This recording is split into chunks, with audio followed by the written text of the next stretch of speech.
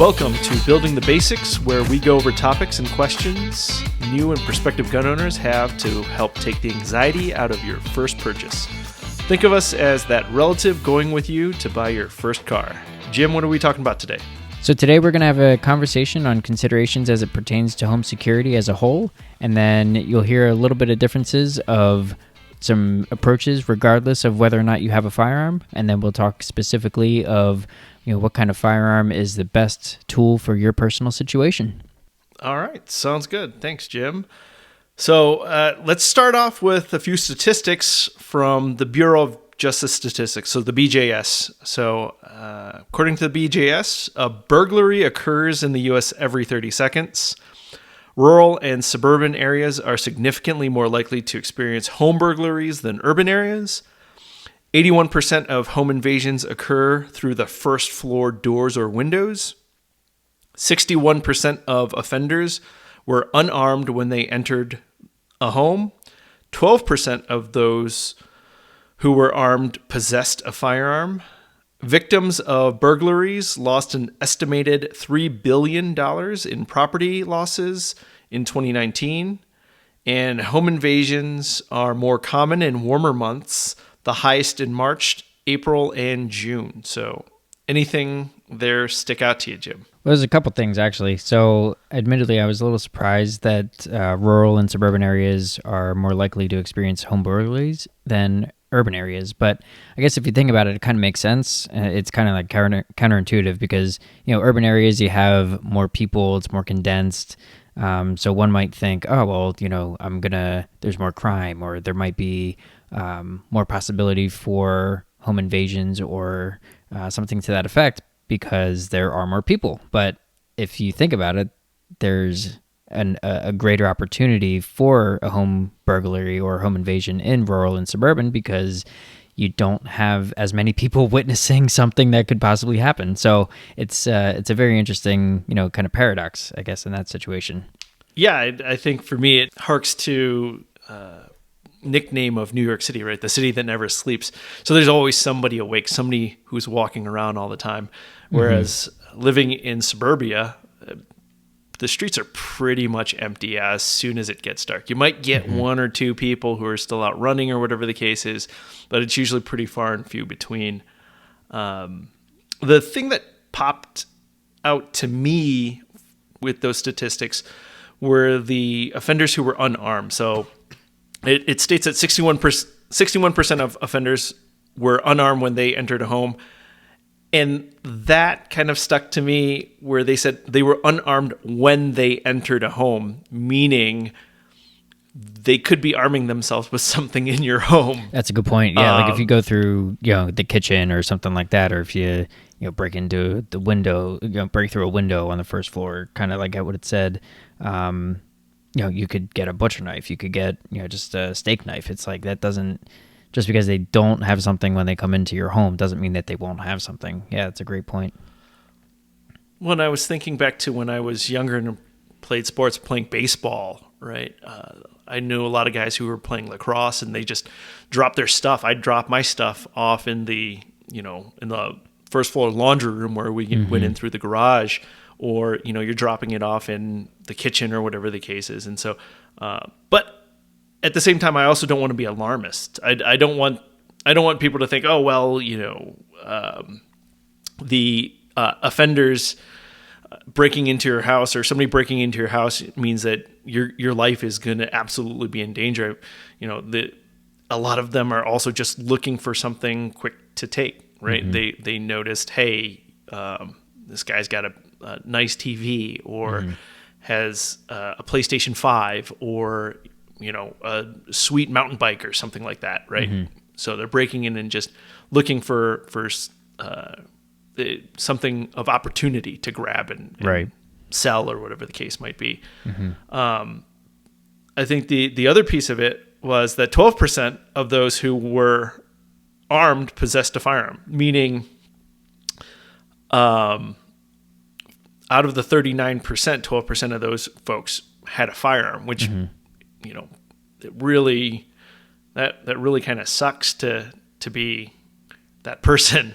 One of the other statistics that I didn't call out here was that there are about 250,000 home invasions a year. Oh, real quick. So it's actually 1.2 million home invasions per year. So I know where you're going with this, though. So we have the 1.2 million home invasions per year. You have the 61% of those home invaders that are unarmed, which means that you have 39% of home invaders who are armed. So you take the 39% of the 1.2 million, that means that you have about 468,000 that are armed with some weapon. And then of those 468,000, you have about 56,000, just over 56,000 that are armed with a firearm of some sort. So, yeah, I mean, you look at these numbers and you try to extrapolate that against, what's our total population of the country. So we have between 340 million, 350 million or so that live in the United States. So, I mean, 56,000 home invaders that are armed with a gun, 468,000 that are armed with some weapon in general. Yeah, it's a smaller statistic, but the problem is it's, when you are that victim, when you're the victim of a home invasion, of a burglary, something like that, it hurts, right? We don't want you to be that victim of a home invasion. We don't want you to be the victim where you have to, deal with, not only, physical loss, but you have that emotional toll that, you now have to deal with. So this is where we're trying to go with this episode is, we want to make sure that you have that strategy to, just not become one of these statistics. Yeah, I think helping folks not become a statistic, but, I think some of the things that we're going to be talking about also will help folks, even if they decide not to purchase a firearm, would help lower the odds of them being a statistic through home invasion, regardless, right? Mm-hmm. So for sure, I guess you wanna kick off some of this. I think a good way of looking at this would be going from outside in, right? Outside from the furthest from your house, and then moving in, considerations and home security, and what things that people should be aware of or consider. Yeah. So there's a lot actually that as you're kind of evaluating your house or evaluating your street, like where you live on, you'll probably start to look at things a little bit differently of how your street's set up, or how your house is facing, or how your house is set up. And definitely want to encourage our listeners to kind of take a little bit of an inventory. What's the situation of street lighting on your street? Do you have any street lamps that may go on or off with the sun or at dusk or something like that? I know that there's kind of some automation that some towns or cities will put in. So you got street lamps, and then those street lamps will go on usually around sunset or dusk or something like that. But if you're more in a suburban or rural setting, that may not be it may not be happening. So just kind of take a survey of that. But then at the same time, do you have already existing exterior house lights that are kind of pointing out to your lawn or out to the street, like outwards from your house?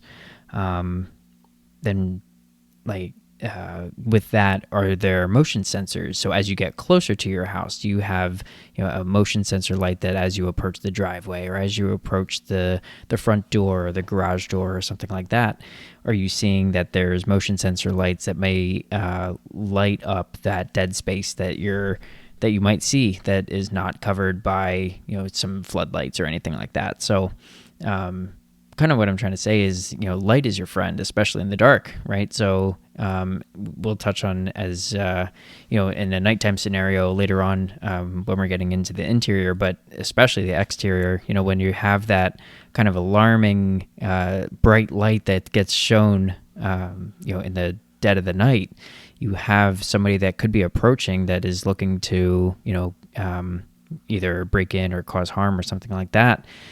And they kind of get shocked. They'll say, "Oh, well, somebody's up. There's a light that just went on. I'm gonna go. Yeah, I'm out of here." Right? Absolutely.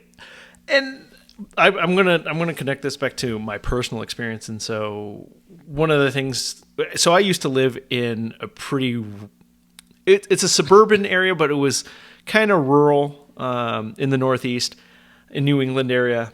And we had 2 acres, and there were no street lights, and so all the lights were from my house. So I had a couple of things. I had lighting for my landscaping, which was really nice and bright. Did a great job of highlighting the landscaping, looked really nice.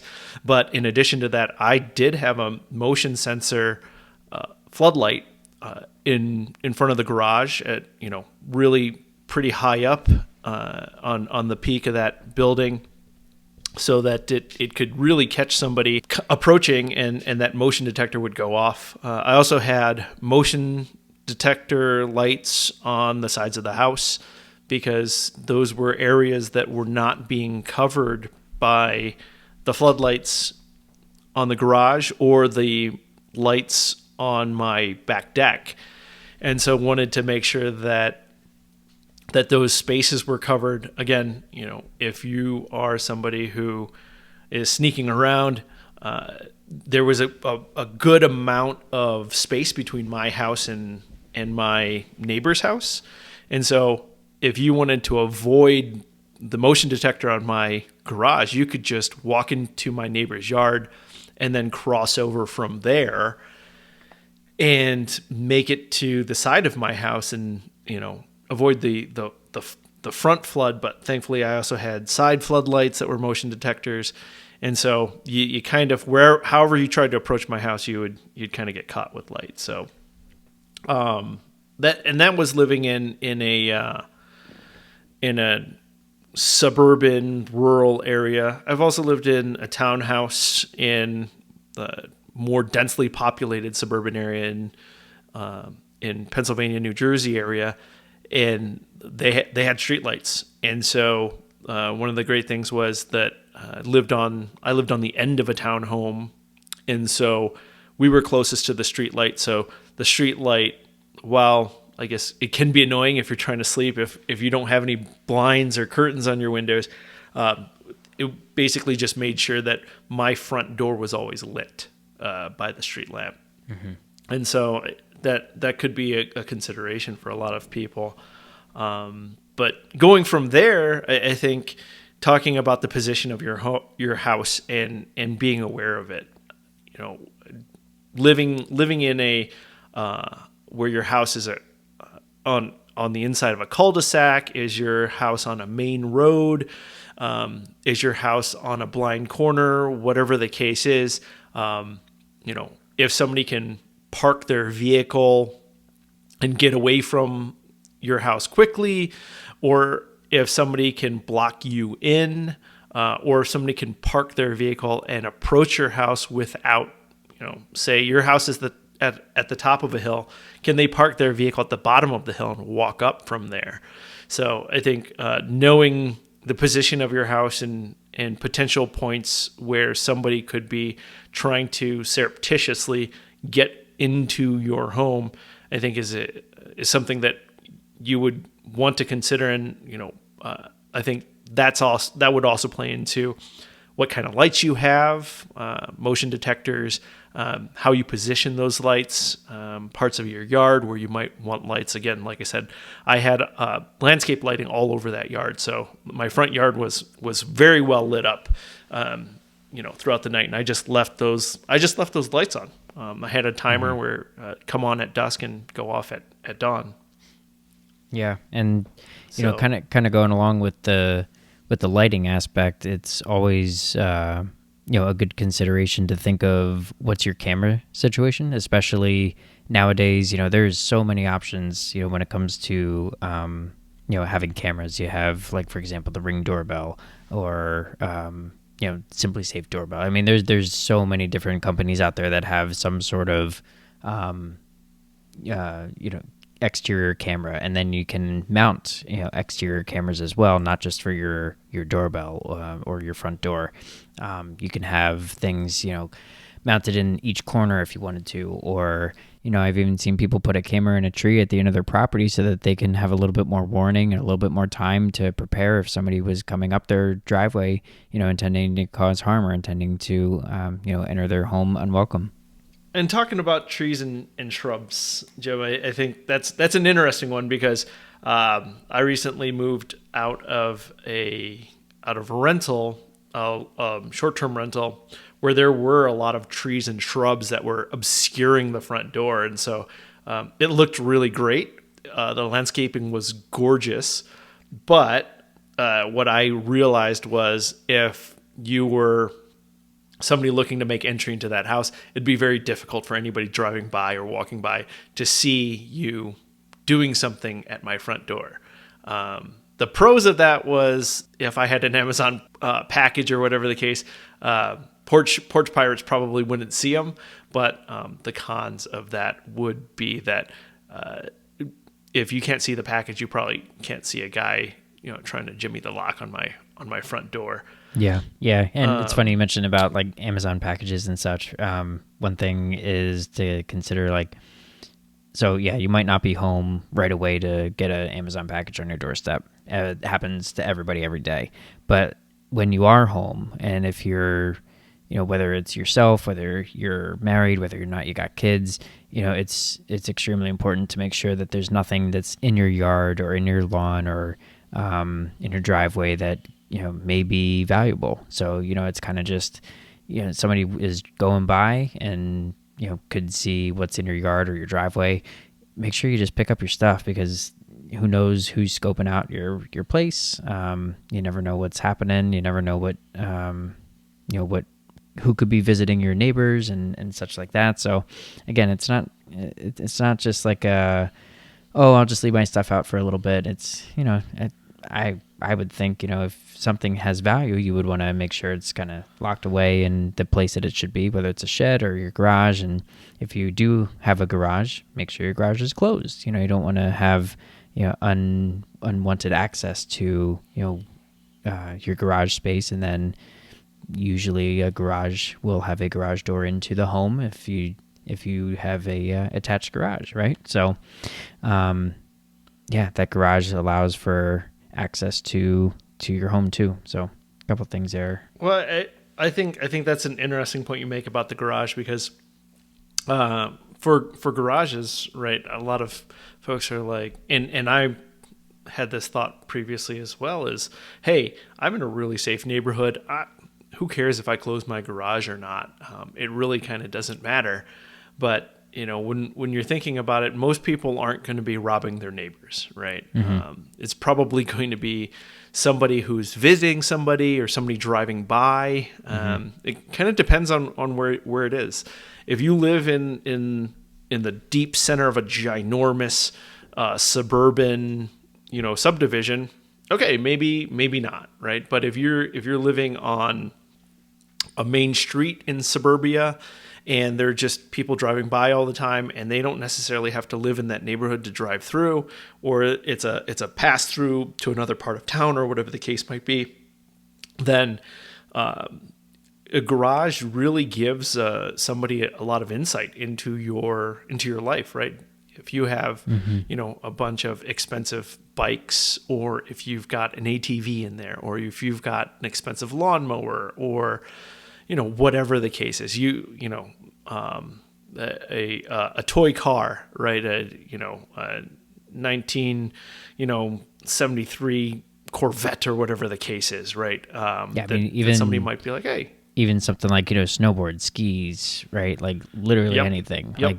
Like canoes, kayaks. Like there's so much that, people, you might take for granted. It's like, I'll just put that on the rack, put it up on a shelf or something like that. And then you just don't think of, people could be walking by or driving by and seeing my possessions and thinking, oh, interesting.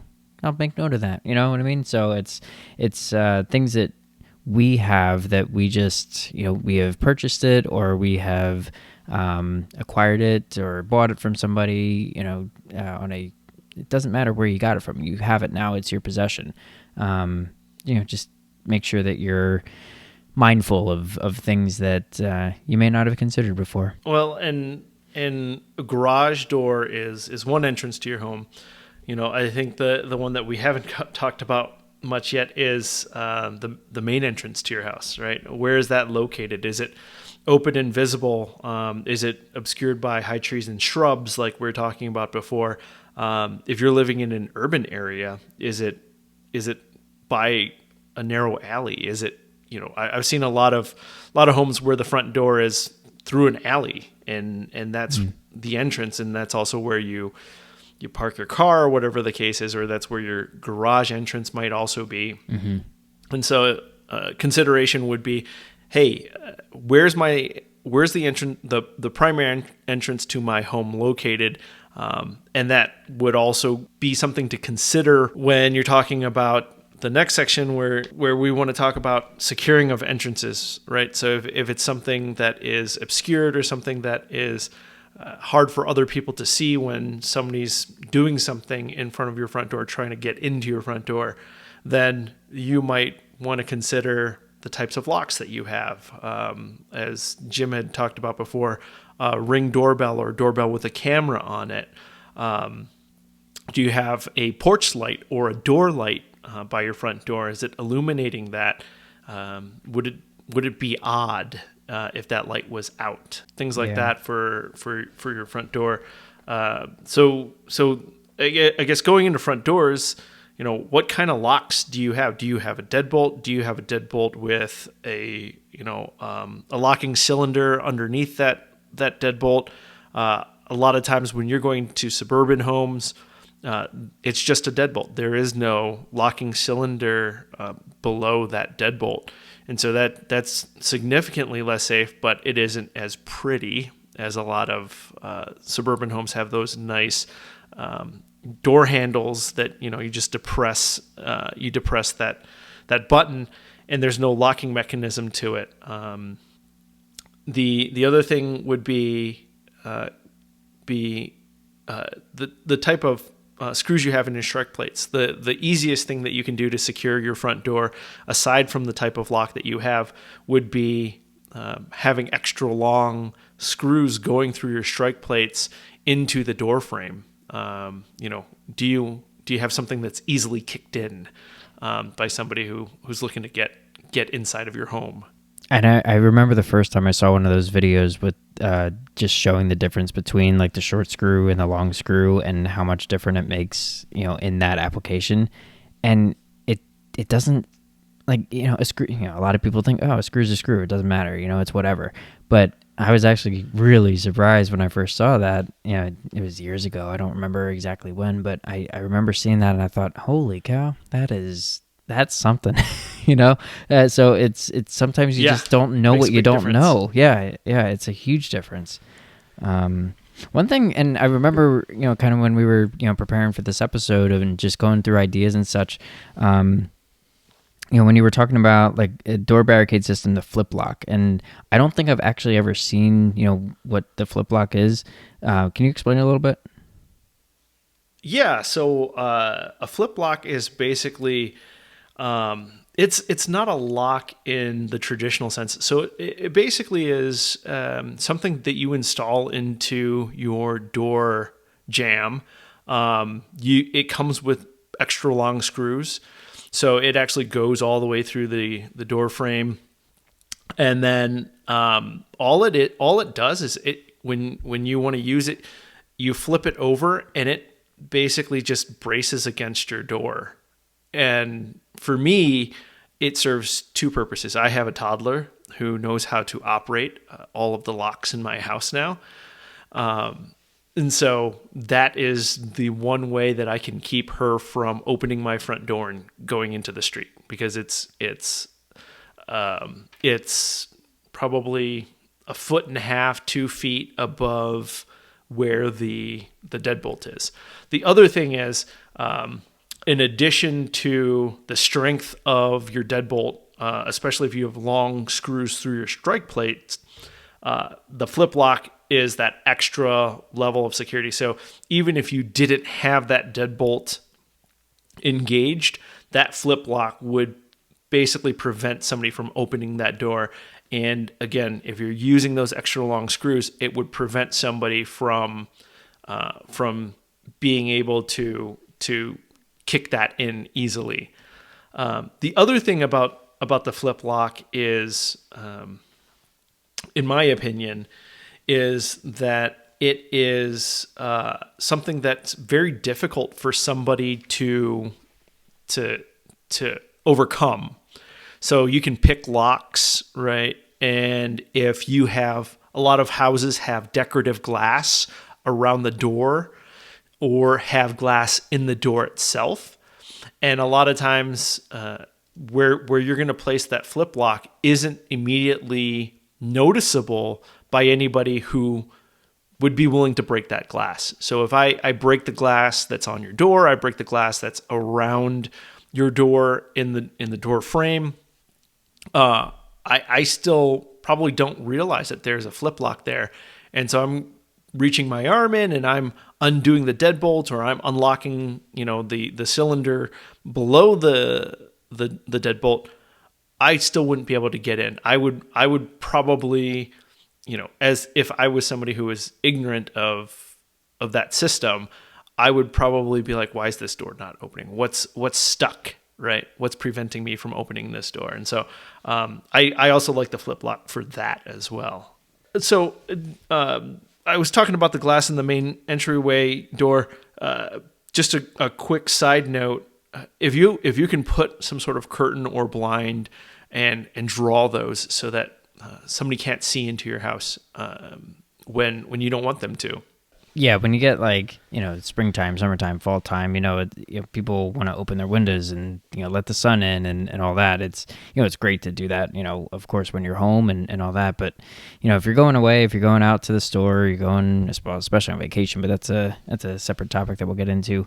But yeah, just in general, like if you're going to the store, close your blinds. People, especially if you live alone or if you're going out with your family or something, make sure that you're not making your house apartment, whatever, an easy target, so that somebody sees that you're leaving. They know what your familial situation is, and they might take notice. So it's it's just, curtains are not expensive. You get some curtains at the store and put them up, and you'll be good to go. Yeah, and same goes for sliding glass doors, right? And you're talking about first floor windows and making sure that they're covered up. That statistic said that 81% of home invasions occur through the first floor door or window. And so making sure that your sliding glass door and first floor windows have a curtain or some sort of shade that prevents people from seeing in. I know that as long as I've been living on my own or outside of my parents' home, I've always had some sort of dowel or 2x4 or something to slip into the track between the sliding glass door and the wall, so that somebody, if I forget to lock it, then somebody just can't slide that thing open. Those locks aren't like they're not a sophisticated lock. So if we're talking about something that somebody can defeat easily, sliding glass door lock is not super difficult to defeat. And then obviously the first floor windows, making sure that those guys are locked. In addition, there's also privacy film. People don't realize there are some privacy films out there that also keep the glass together. So if somebody's trying to smash in your window or break your glass, there is like 3M privacy film or 3M like heat heat retardant film that you can put on your window to keep your home cool. A lot of those also have an added benefit of holding your glass together when somebody's trying to break in, and so it makes it a bit more difficult for them to get in that way.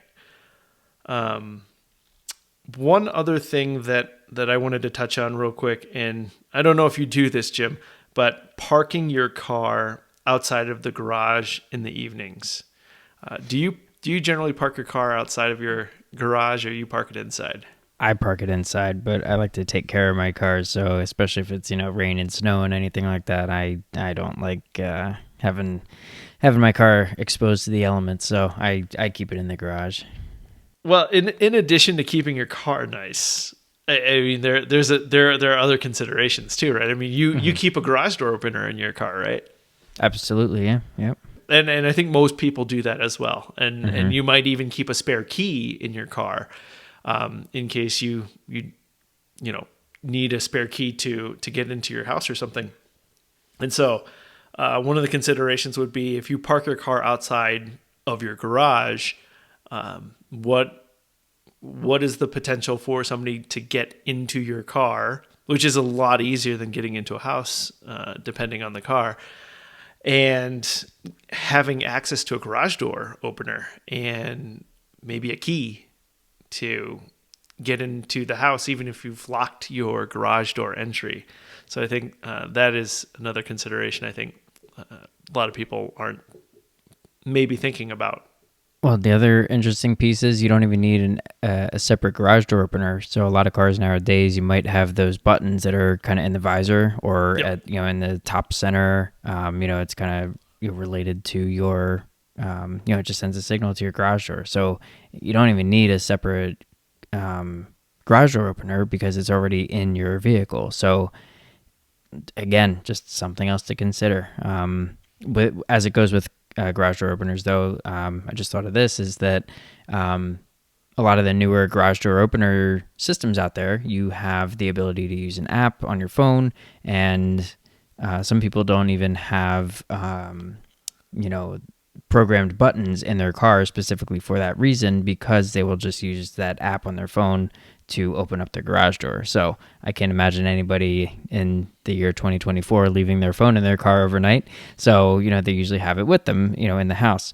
So if you, don't have a separate garage door opener clicker, I'll call it, or if you don't have those buttons programmed, then if you're using that app in order to open up your garage door, then you probably saved yourself a level of, I'll say, protection. And if you do have to leave your car out in the garage, outside of the garage, say you don't have a garage, or B, you're in a 2-car family and you have a 1-car garage, somebody's going to be outside. So that's just something to consider as well.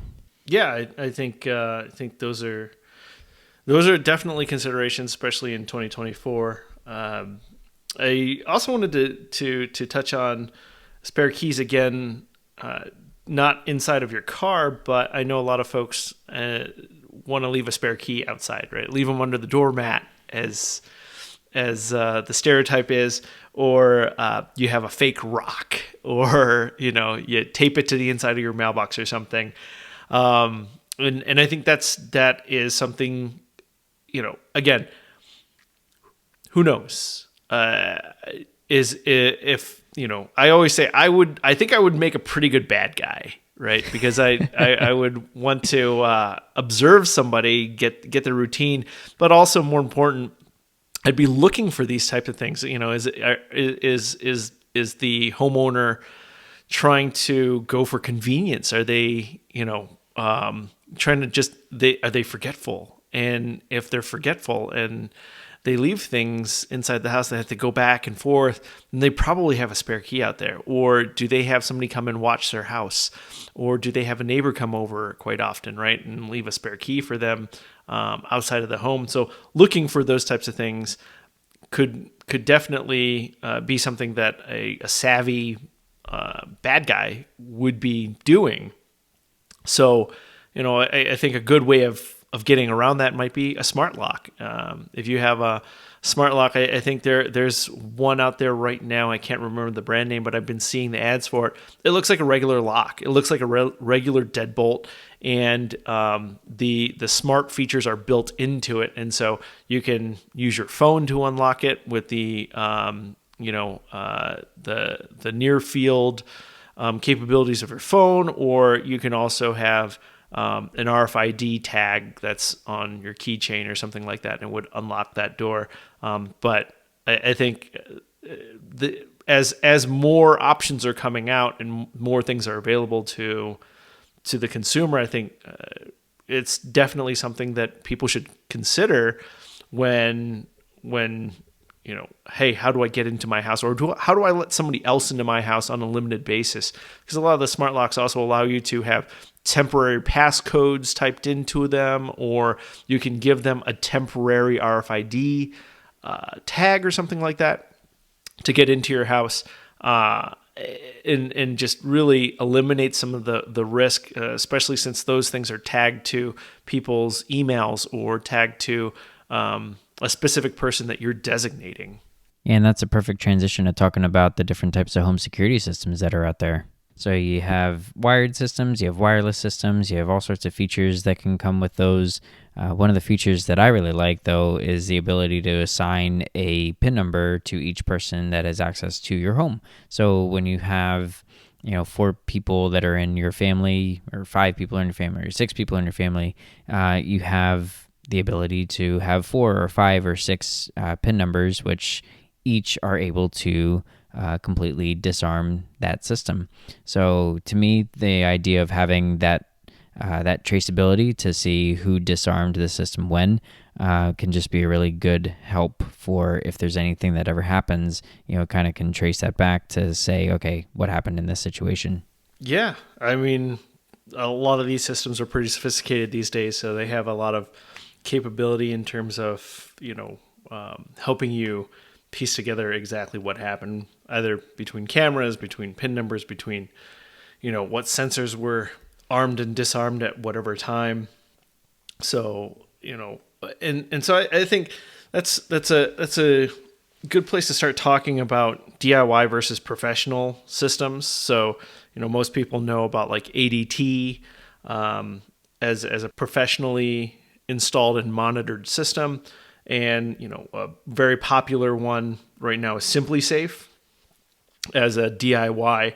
And, the considerations are a little bit different between the two. One would be cost, right? Simply Safe is, I think it's around $400 or $500 for the hardware, and there's no installation cost, and you're looking at somewhere between $15 and $20 a month for monitoring with no contract. With a company like ADT, you're looking, if you want all the smart features that Simply Safe has, you're looking at probably $800 to $900 plus somewhere between $150 to $200 in installation, and somewhere between $20 and $35 a month for monitoring. And so I think those are considerations. One of the other things that I had noted, I've had different security systems from different companies locally, ADT, Brinks. In my past is the how the system connects to the internet and gets an alert out. So for a lot of companies like ADT or Brinks, they have some sort of cellular backup.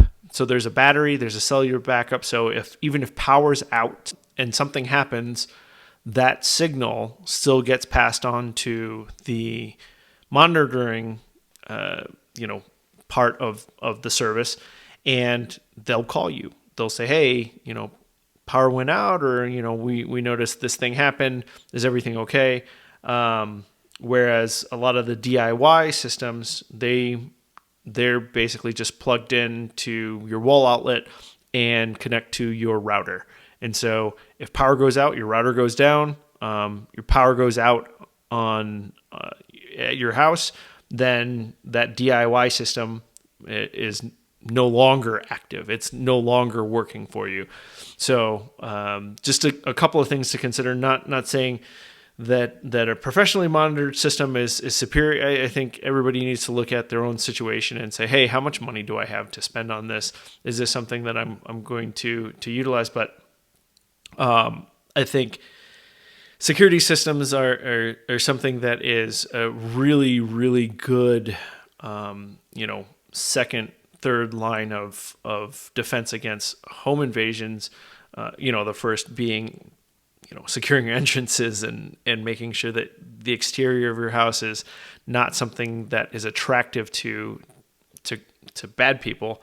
I think a security system, whether it is DIY or professional, either would be good at a minimum. But also realizing that not everybody can afford to spend $400 on or $900 on an installed system, and in addition, somewhere between $15 and $35 a month for monitoring. That could be a steep price for a lot of folks out there, especially in today's economy. Yeah, then the nice thing is with a lot of these systems is that you can do a bit of like piecemealing and kind of plug and play together of different sensors. So for example, you got like door entry sensors or glass break sensors, or they have water sensors, freeze sensors, for not that wouldn't be for like home invasion protection, but that would be for, if your pipes freeze, if you live in the cold, or, stuff like that. Right. So there is the ability to have that kind of pick and choose of what you want, what you feel that your situation requires. I mean, the nice thing is also that I haven't seen one system that does not come with a massive alarm decibel. So I think when we have looked at this in the past, it was like 105 decibel for Simply Safe, and I think a lot of the other ones out there are just as loud, if not louder. So I don't know if people can appreciate how loud 105 decibels is, but it's really loud. So if you live in a populated area, people will understand that something is happening at your house if your alarm system gets triggered.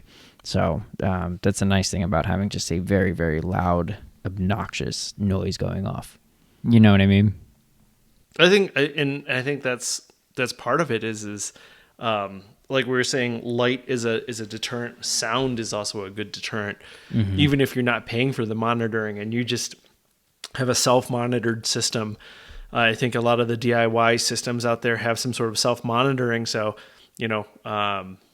even if it's not monitored by somebody who can call the police on your behalf, the alarm going off and blaring, alerting your neighbors to something going on at your house, I think is definitely better than having nothing. So, so with that, I think the next thing I'd like to touch on would be a family communication plan and what to do if the worst does happen and you are subject to a home invasion while you're home or your family is home with you. What are some of the things, Jim, that you see out there that mistakes that people are making with their communication and what they're doing to keep themselves safe? Honestly, the biggest one is, social media can be enjoyable. Social media can be great to keep in touch with people, see, your favorite influencers out there and such. But man, I see all the time, people posting about, oh, I'm going on this vacation. I'm so excited for the next 2 weeks in whatever place. It's just, that you're making yourself, you're making your family, you're making your house a target. It sounds kind of rough to say, but it's true. You just don't want to post that I'm going on vacation and here are the dates that I'm going on vacation and here's where we're going, so that that we're not going to be at our domicile. Like, come on, just use a little bit of more common sense in that, Or even posting while you're on vacation, because most of the stuff automatically gets geotagged. Exactly. Right? Yes. So exactly. somebody's like, hey, yeah. I know that Jim lives in this town in this state, and I see that he just made a new social media post, drinking a martini somewhere, and it's geotagged, and I know that geotag is 5 hours away, right? 10 hours away. Mm-hmm. Well, I know Jim's not getting back anytime soon. Right. So yeah, that's one of the things that I like to do is, I like to post pictures of vacation, or my wife certainly does. And I think one of the things is we just wait until we get home. Well, that's the thing. We Like post the you can pictures. take all the pictures you want. Say, enjoy the time. Have that album ready to post for when you get back. But just don't leave yourself. Don't leave your family. Don't leave your house to be a target. So that when you get back from a 2-week long vacation and it was so much fun, it was enjoyable. All of a sudden, you, your wife, your kids, you come back and your windows are broken. Your house is ransacked because eventually you find out that it was because you or somebody in your family posted pictures while you were on vacation, or that you posted that you were going away in advance. It's just, I just wish that people didn't do that. It's a hard thing to not share exciting times, but that's just one thing you just should not do. How about you? What do you I think? agree. What's besides that, of course, what's something that you've noticed? Using timers. I think my parents, when I was growing up, they used timers for lights in the house so that it, coming on, at regular times, but in the evening, just makes it look like somebody's at home, right? So when it starts to get dark and you're on vacation and it's like 6:30 at night, and all of a sudden your lights come on, and they stay on until say 10:30 or whatever time you normally stay awake until, and your timer shuts them off, right? Shuts your lights off at like 10:30, 11 o'clock at night, and then it starts up again. So if somebody who's looking at breaking into your house sees that and they know your routine, hey, they usually go to bed at 10:30, so they must be home.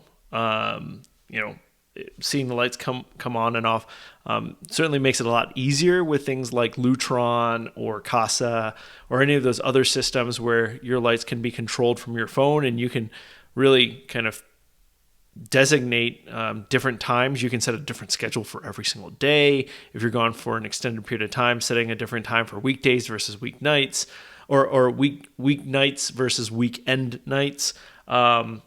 Just giving the impression that somebody's at home, and not making your home an easy target for somebody to break into.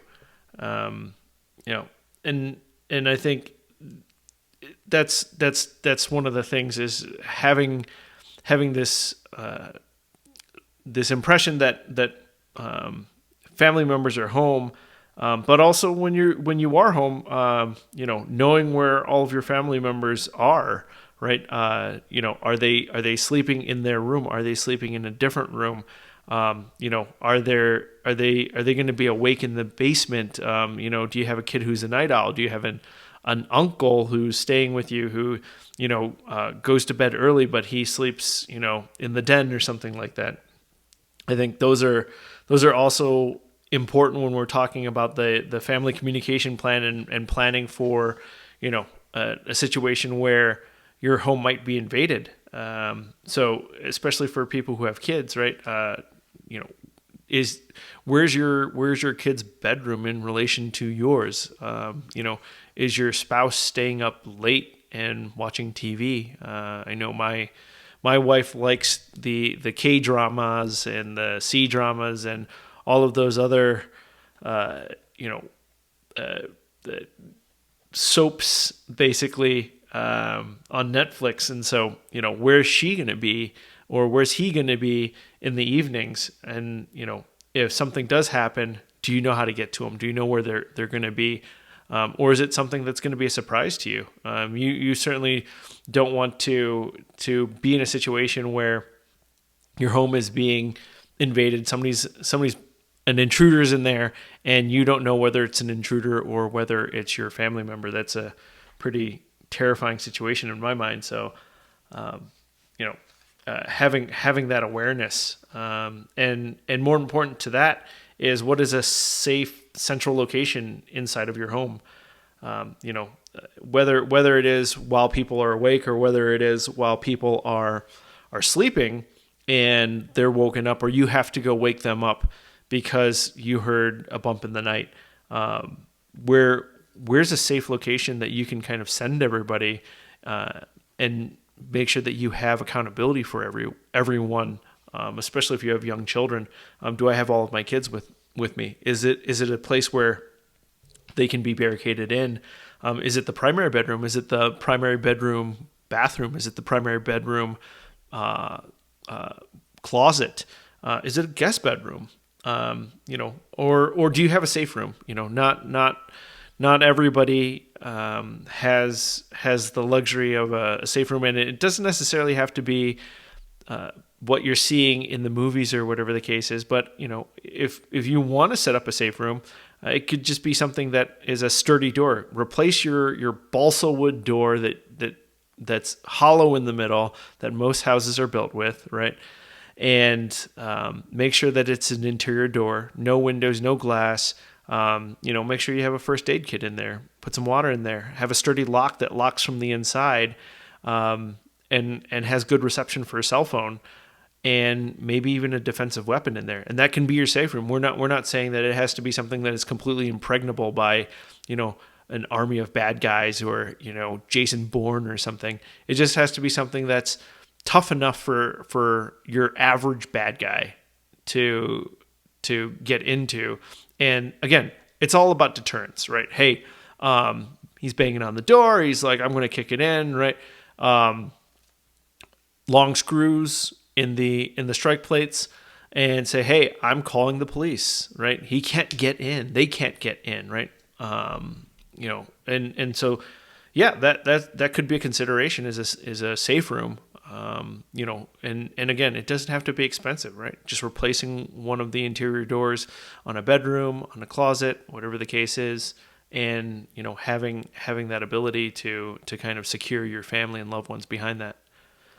So, real quick, wanted to jump in here because this is I really like what you were saying, and I think one piece that people will miss is that it's important to practice. And as weird as that sounds, especially like if you have young kids or, kids that might understand kind of what's happening, like if they're, between, I don't know, like 5 and 10 years old, they start to understand, what might happen in a bad situation. It's really important for you or your spouse or whoever is, kind of that primary, that primary person to kind of lead through a situation like this. It's really important for you and that person, or you and your secondary, to figure out how does this happen in a real, a real life situation. So how do you do that? You do that by practicing. So if it's just you, okay, kind of run through your head, go through the motions of, okay, how do I get to where I need to get to? If it's you and a boyfriend or girlfriend, a spouse, anything like that, okay, well, let's figure out how do we get to that safe room together. And then when you have a spouse and kids, okay, how do we figure out how do we get to this place? What if we have a baby? What if we have young kids? What if we have older kids?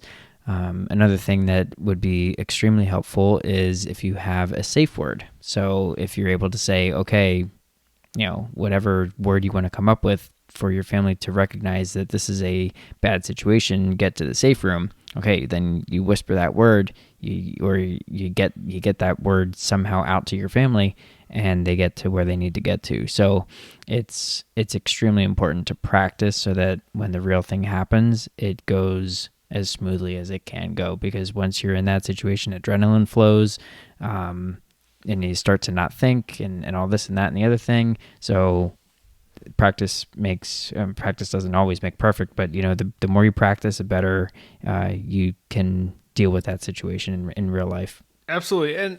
And I think the other piece of it is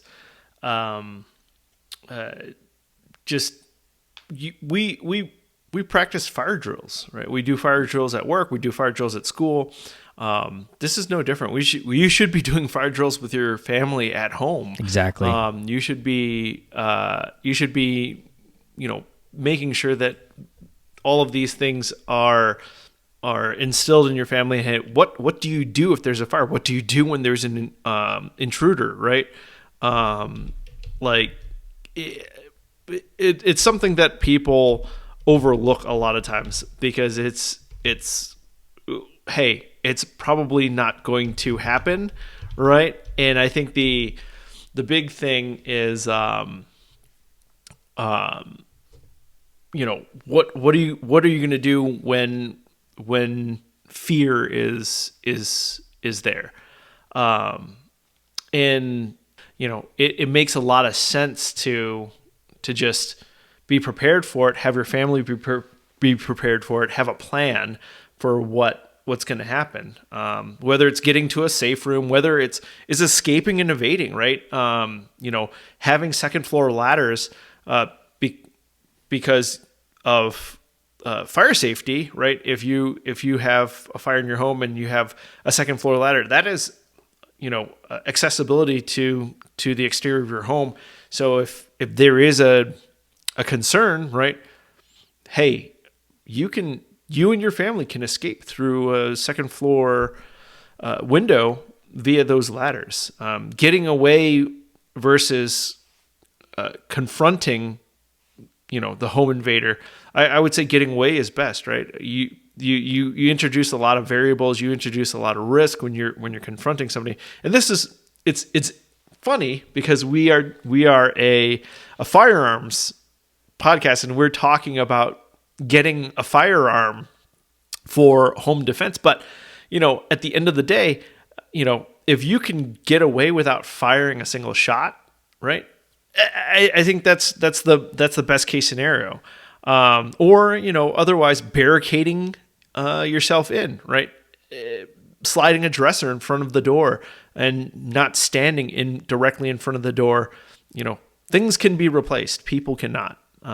Especially if you're considering, hey, I am, the head of the household.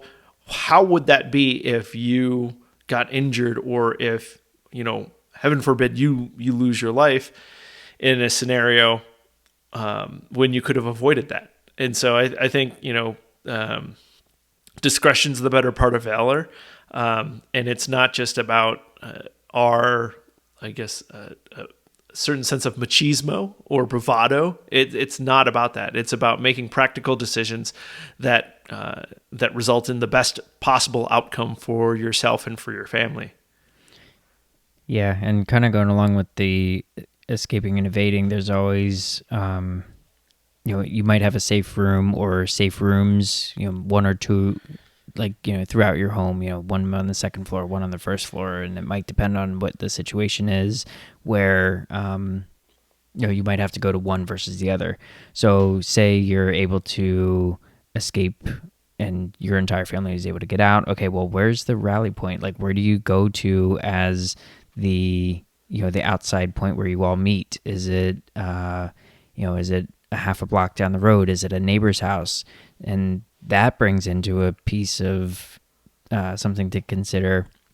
How well do you know your neighbors? Do you feel like you can trust your neighbors? Can you work with your neighbor to say, hey, just so you know, we've known each other for 3-4 years, 5 years, whatever. I'd like to, develop a plan if something were to happen. And if my 3-year-old is able to get away and rings your doorbell at 3:00 in the morning, then please let him or her in, right? So it's if you feel like you have that ability to trust your neighbor, where you can trust them with your life, your spouse's life, your child's life. It might be like a bit of a reciprocating, like, hey, I'll watch your property and family if you watch my property and family. So it of course, there's always a considerations that need to be made. Can I truly trust this person in the worst case scenario? And that's a question that you yourself will have to answer. Neither of us are going to say yes or no. That is for you and your personal decision to have that conversation with your neighbor if you feel inclined to do so. But if you are, again, able to escape and evade, that worst case scenario situation, great. What do you do then? And those are some options to consider. That brings up a good point in that community is really one of the best deterrents for property crime. Having neighbors that know you and you know them, and they know when something is off, right? A light is on when there isn't a light supposed to be on, or a door is open when there isn't a door that's supposed to be open, or they know you well enough that they know what your family members look like. If you have somebody come over often, have a brother-in-law or sister-in-law or aunt or an uncle who's usually at your house, and they see somebody that they don't recognize, and having the I guess the relationship with you to be able to question somebody who they don't know. I've been in that situation before myself, where I've had a neighbor text me, hey, there's a strange man in your driveway, and in that instance, it was somebody who was performing a service on the home, but I was very grateful that my neighbor was aware, and she's like, hey, you don't have people over at your house at that time. And so I looked like a suspicious guy, unmarked vehicle. And so I figured I'd give you a call. And so I think those are the types of things that people aren't considering, especially in today's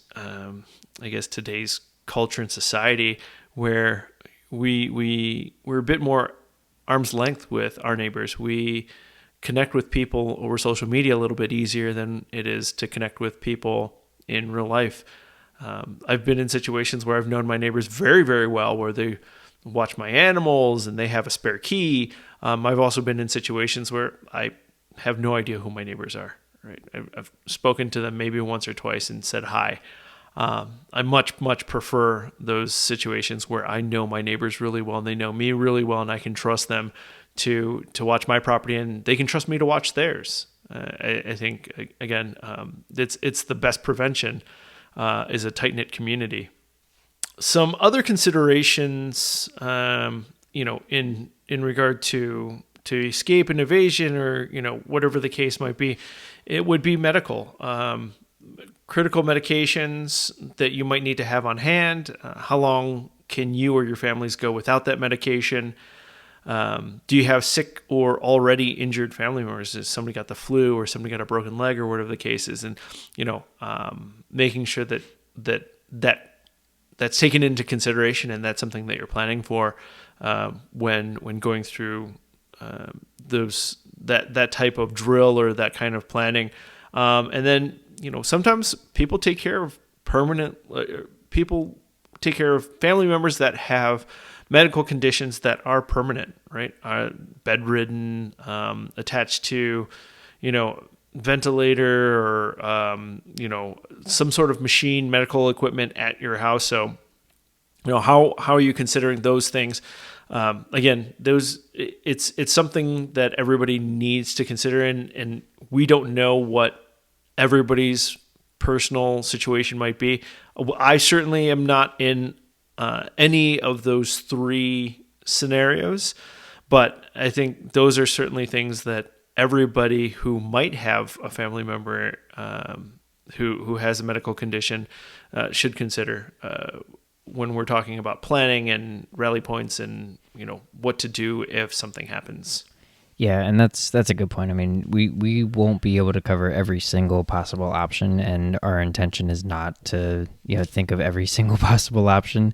We're trying to give that insight to help you think at that outside the box level, where this is a perfect example of what Marvin just mentioned, is having a family member, or maybe you yourself having, maybe you got a broken leg or a broken arm or something like that. It's like, okay, well, does my plan need to change? But at the same time, it's like, okay, well, if I have a broken leg, am I on a rancher? Do I live in a rancher? Do I live in an apartment complex? Do I live in a townhouse? It's like, there's so many different things that you can consider. So we just encourage you in your personal situation to kind of feel things out and think, okay, what makes sense for me?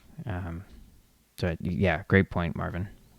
Now, one thing that I wanted to touch on here, and you may be wondering if we were going to talk about this, kind of fun, animals and pets. So I want you to think of how many people or maybe you yourself, have dogs, cats, any kind of, pet in their home. So we did a little bit of research, and this was as of 2021. So this is, a few years old at this point. me personally, I know a lot of people with pets, so it doesn't surprise me at all. So almost 50% of U.S. households own at least one pet. And you got 49 million households with dogs, 28 million households with cats, and that's a lot. That's a lot of animals. So something to consider is that not every dog breed or cat breed is going to be doing some alerting. If you have a little poodle or something that is very non-aggressive or non-alerting. But at the same time, you don't need a Rottweiler or a German Shepherd or anything like that. If you have a dog that's a lab or a golden retriever or something larger, that might be a little bit more intimidating for a burglar to encounter. So it's like if you have a lab or a golden retriever, they might want to play with the intruder, like, oh, there's somebody new, let's go play. But the intruder is not going to be wanting to play with the dog, if they're trying to break into your house. So, but all I'm trying to get at is, pets are a really good deterrent, and it's something that may not be initially considered, but that's for those pet owners out there. You're already a step ahead in that you might be able to do a little bit of training with your pet, just to see what can happen in that situation. I will say that I've had a couple of poodles with my wife, and they can be aggressive. And poodles, really? Even no kidding. Even if they're not necessarily attacking the home invader, they're going to be very vocal about it. They're going to be pretty pissed off. So I'm definitely going to say, even with little dogs, especially little dogs, they get intimidated. They have a lot of fear, and so anything that's out of the norm, they're going to be very vocal about it. They're not going to rip the guy's face off, but they're going to let you know that something isn't right, and that their instinct is you need to fix this issue. But even with little dogs. Well, especially well, hold on. Especially Chihuahuas, yeah. They're tiny, but man, they're feisty. Oh my gosh, I don't think I've ever met a Chihuahua that likes me. And loud. Oh man, and annoying. So yeah, I mean that's what you need, right? You need the dog to be annoying and wake you up, and right. A lot of barking. The other thing is we're seeing more people with chickens and goats and horses. I'm seeing more and more of that these days. And so again, something else that can help is got somebody sneaking around the backyard where your chicken coop is, right?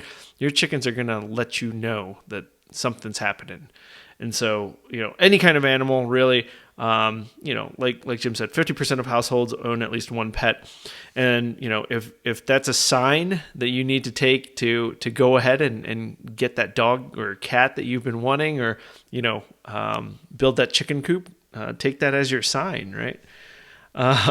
So I think we've pretty well covered the non-firearms portion of home defense. So let's get to what everybody's tuning in to listen, to learn about and listen to, is home defense with a firearm. So I guess the first piece of it, and we'd covered a little bit about it, a little bit of this earlier, was that the firearm is the last resort. But what is, aside from that, we have to be a responsible gun owner. We want to make sure that everybody understands that firearms are a last resort. But I guess, Jim, what else would you say should be covered under the topic of a responsible gun owner and firearms being a last resort? Yeah, so I think it's important to realize that you're going to see a lot of funny stuff on the internet, and it's going to be fun to watch. Don't get me wrong. I have seen so many channels that will make fun of that bump in the night home defense kind of scenario, and they just have a kind of a tactical kind of scenario. They're putting on body armor, a night vision helmet, and just a full kit, and then they got their rifle set up and all this and that, and they're super excited for the situation. That is not real life. In real life, you are going to be scared. You're fearing for your life. You're fearing for your family's life, and it's just a big distinction that you should make, is that you're watching somebody who put a meme together, put a video together to garner views and to make light of a situation, which, let's be real. It's 2024. We all make light of tough situations. It is what it is. But if you're trying to prepare for this, very difficult situation, just realize that real life is not a meme. So I think that's extremely important to realize. Yeah. And it's the practical implications of it, right? We talked a little bit about this before, evasion versus confrontation, and having a firearm really does up that risk, both from a physical standpoint, but also ups it in a legal standpoint. Use of deadly force is something that a lot of people get hung up on, and so if you can get away or attempt to avoid the confrontation by barricading yourself, or, hey, letting the person know, I've got a firearm, I've called the police, do not come in here, please leave my home. Being able to communicate that is the way to go, versus the, hey, I'm going to, lock and load, and I'm going to go look for the bad guy in my house. Yeah.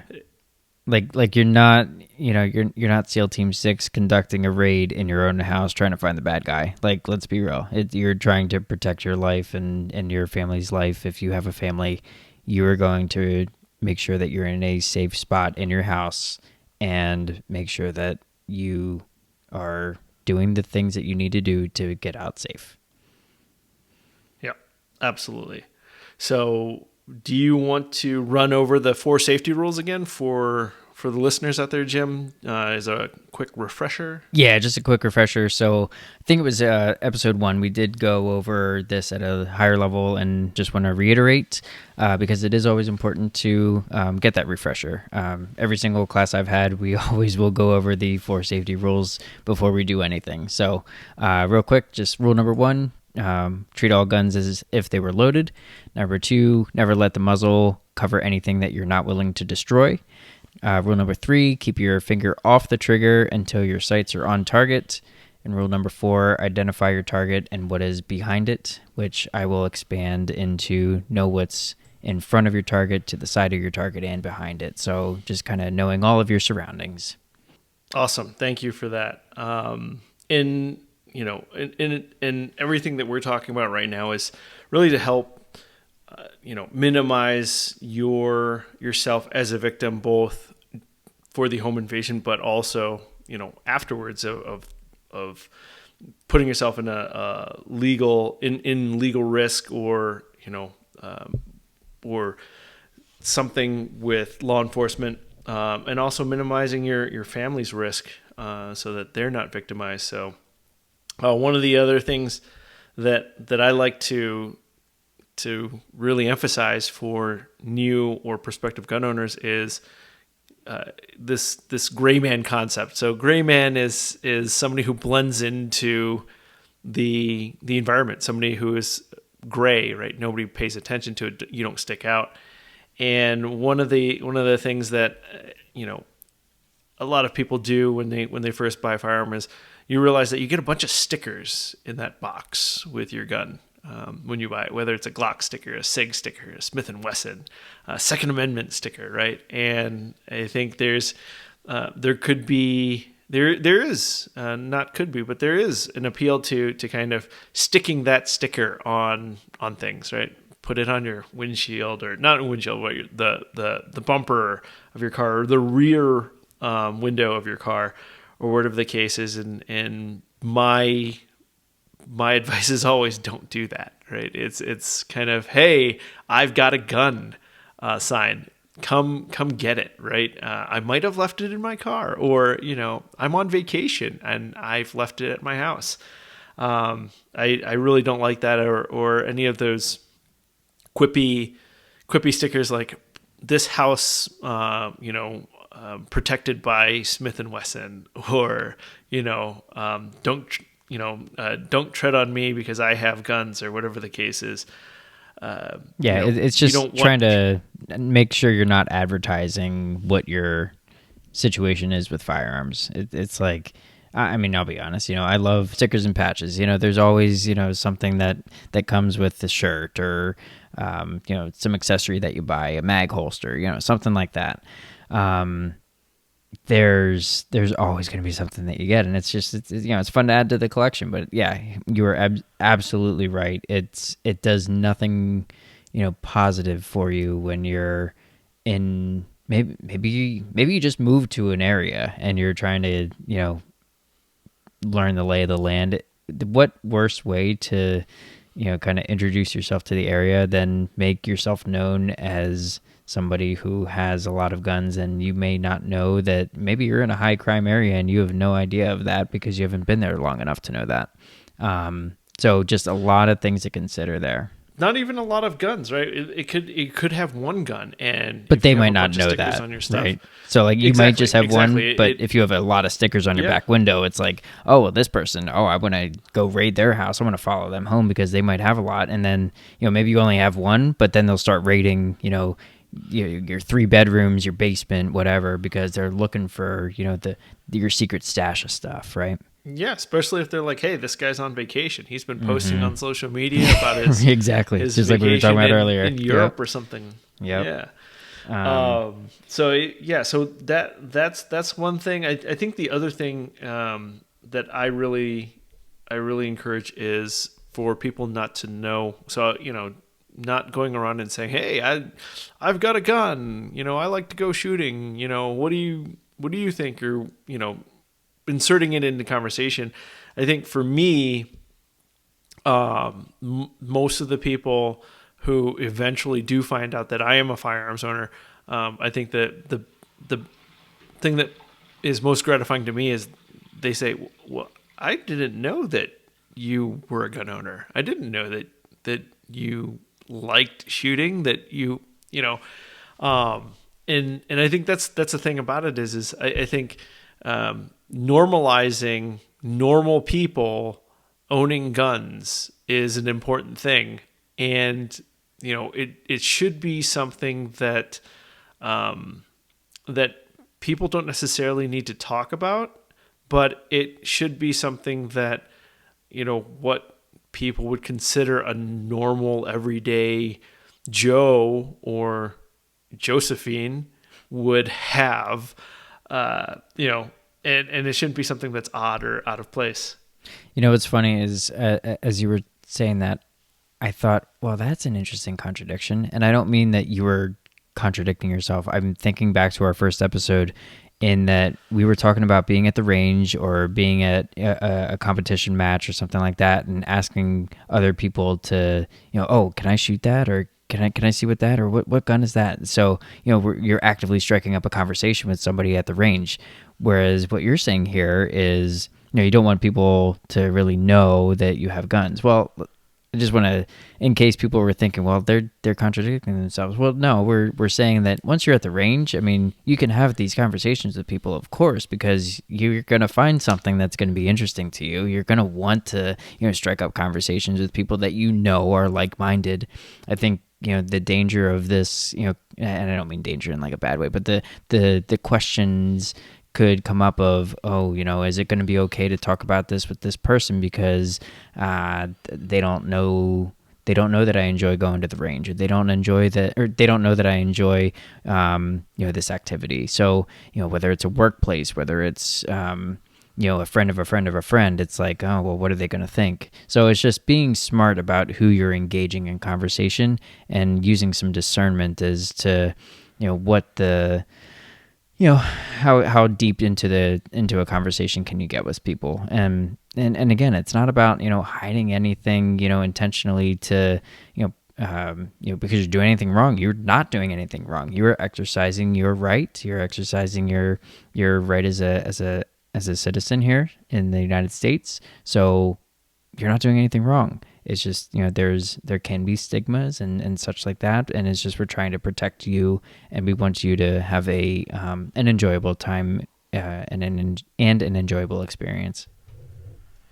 And it's about protecting yourself from people who might let it slip, right? Your coworker might not want to steal your guns, but if your coworker knows where you live and they've got a sketchy buddy or a sketchy relative or a sketchy neighbor, and they start talking about it, and they're like, "Oh yeah, I know, Jim over there. He loves guns. He goes to the range all the time. He talks about his collection." And they tell the wrong person, right? And they're like, "Oh yeah, well, what neighborhood do they hang out in? Where do they go to the Yep. range?" Mm-hmm. So I think those are the types of things where we're really trying to protect people from is getting any of that information out, especially in today's day and age. Guns are expensive. We were talking about it in the last couple of episodes. Is guns are not cheap, and so even if it isn't something that was inherently dangerous and can be used to commit crimes, it's something it's like having a $600 bill or $600 in $100 bills hanging out somewhere, right? What if you were a bad guy? Why wouldn't you want to go take that if you knew that was available?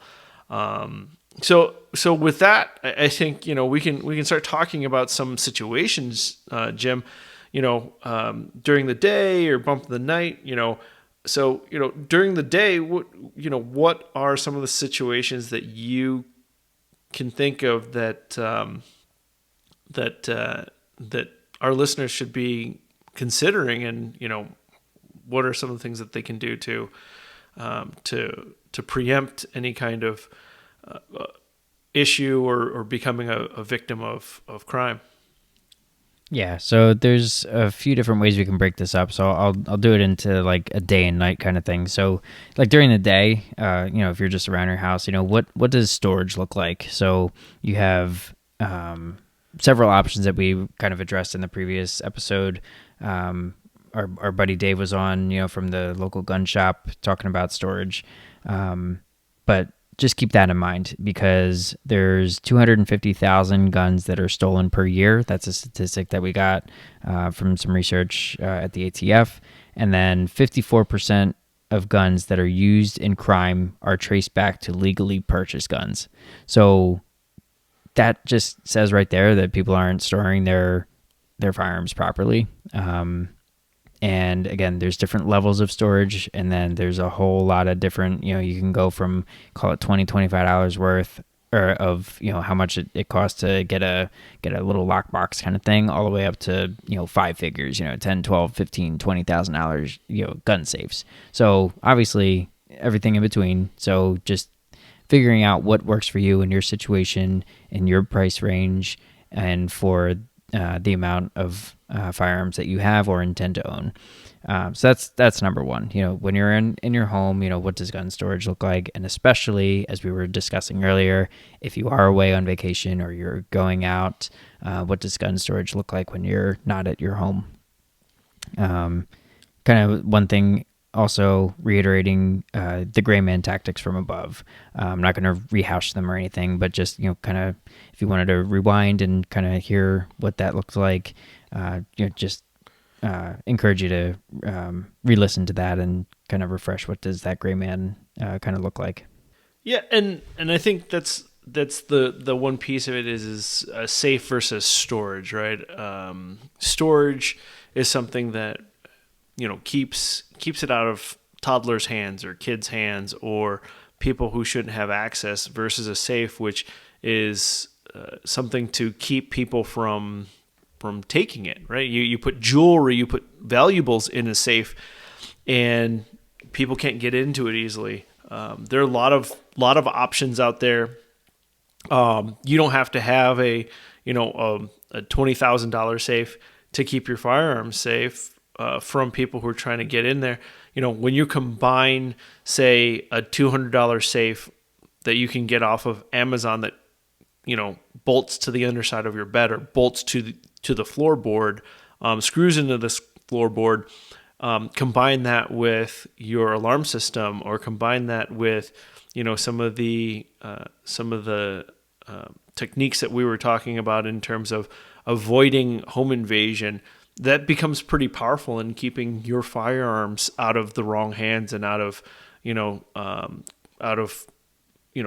criminals' hands who would be using that. Where Jim was talking about 54% of guns that are used in crimes are traced back to legally purchased guns. You don't have to leave it in your car in order for them to steal it, right?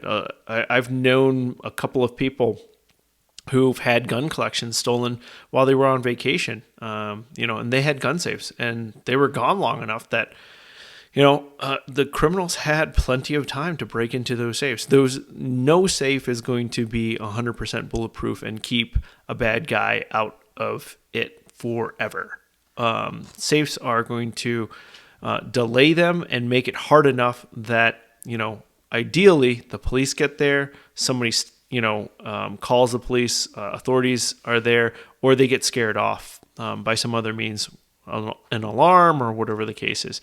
So I think that's an important distinction, like Jim was saying, is storage versus a safe or secure, or a way of securing it from people who are trying to take it, versus keeping it from people who are just curious or might hurt themselves with that firearm. So and then with that, let's talk. Yeah, go ahead. Bump in the night, right? Yep. Bump in the night. What's a bump in the night look like, Jim? So then we have bump in the night. So first we had during the day when people are awake. Now we got bump in the night. So extremely important to know like where your family is. And I know, Marvin, you touched on this. If the kids are asleep and you're wanting to watch a TV show. Okay, well, the kids are upstairs. Wife and I, we're downstairs. We're watching a TV show, or maybe one of us is downstairs, one of us is putting the kids to bed upstairs. So they're, kind of knowing like what's the situation of where people are located. Then you have the gun storage versus gun staging. And that is also an important distinction that we want to make.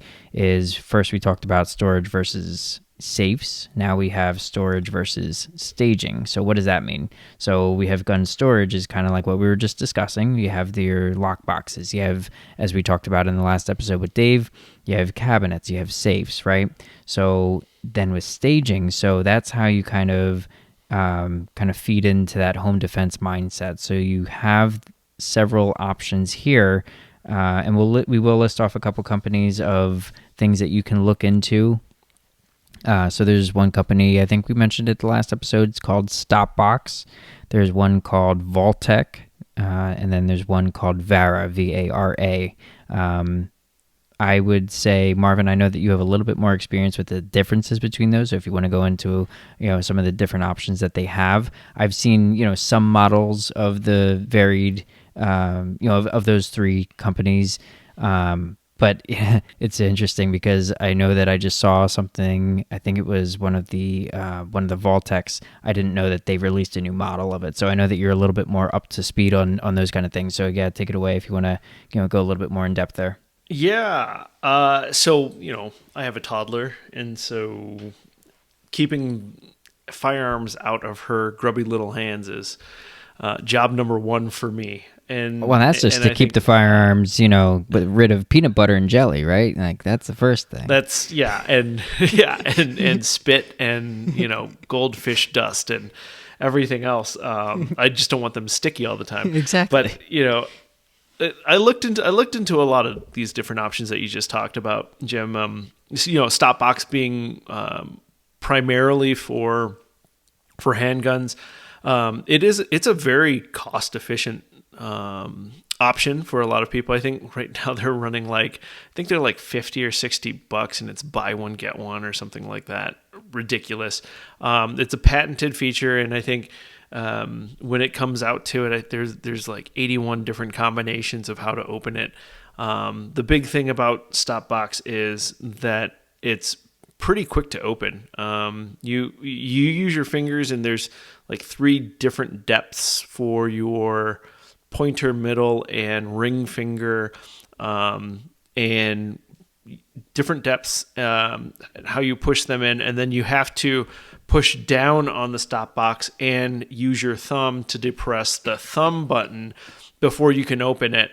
I think it's a fantastic option for people who have kids who are not teenagers. I think even if they are teenagers, I think it's pretty difficult for those kids to get into that. Also comes with a cable, so you can put attach a cable to it, and then you can wrap it around, say, a part of your bed or part of a desk or something like that, and so they can just walk off with it. The other brand that you had talked about, Jim, was Vara, and I'd looked into Vara. Vara is they have a couple of different options, a little bit pricier, somewhere between, I think they're like $275 to $400. Yeah, that looked about right. We'll put some links to each one of the websites in the description, just so that people have the access and you can take a look for yourself. So Vara has a couple of options. One is a handgun holster that basically is a locking holster and has a biometric mechanism to it that allows you to basically draw the gun with your thumbprint. So as it's the biometric sensor is in a very natural place. So as you're in a draw stroke motion, you just put your thumb right next to the rear of the handgun on the left side if you're a righty. I think they also have a left-handed configuration, and you just, as you're drawing, you put your thumb there, it reads your thumbprint, it releases, and now you've got the firearm. You mount that to the side of your bed. You mount it to, a desk. You mount it to something that is heavy and stationary. And I think the downside to that is your firearm is in plain sight. So it is a holstered firearm in plain sight where everybody knows that you have a gun. They can't get it out of the holster, but it's there. They've also got a system called Racked, and this is not for handguns. This is for long guns. They've got a rifle. They've got a version for rifle. They've got a version for rifle, traditional rifle and shotgun, and they've got a version for AR-15. And what that is it's basically a biometric wall rack. So it's got a locking mechanism. It covers the trigger group, as well as I think it also covers the charging handle. And so you can't actually operate that firearm while the locking mechanism is in place. You use your biometric thumbprint to release the locking mechanism, and then you can withdraw the firearm from that system. So you just mount that above your bed, next to your bed, in a closet, wherever you want to mount it. And it's kind of out there in the open. Anybody can see that you have a firearm, but they just can't get to it. The last one that Jim, you talked about is Vault-Tec.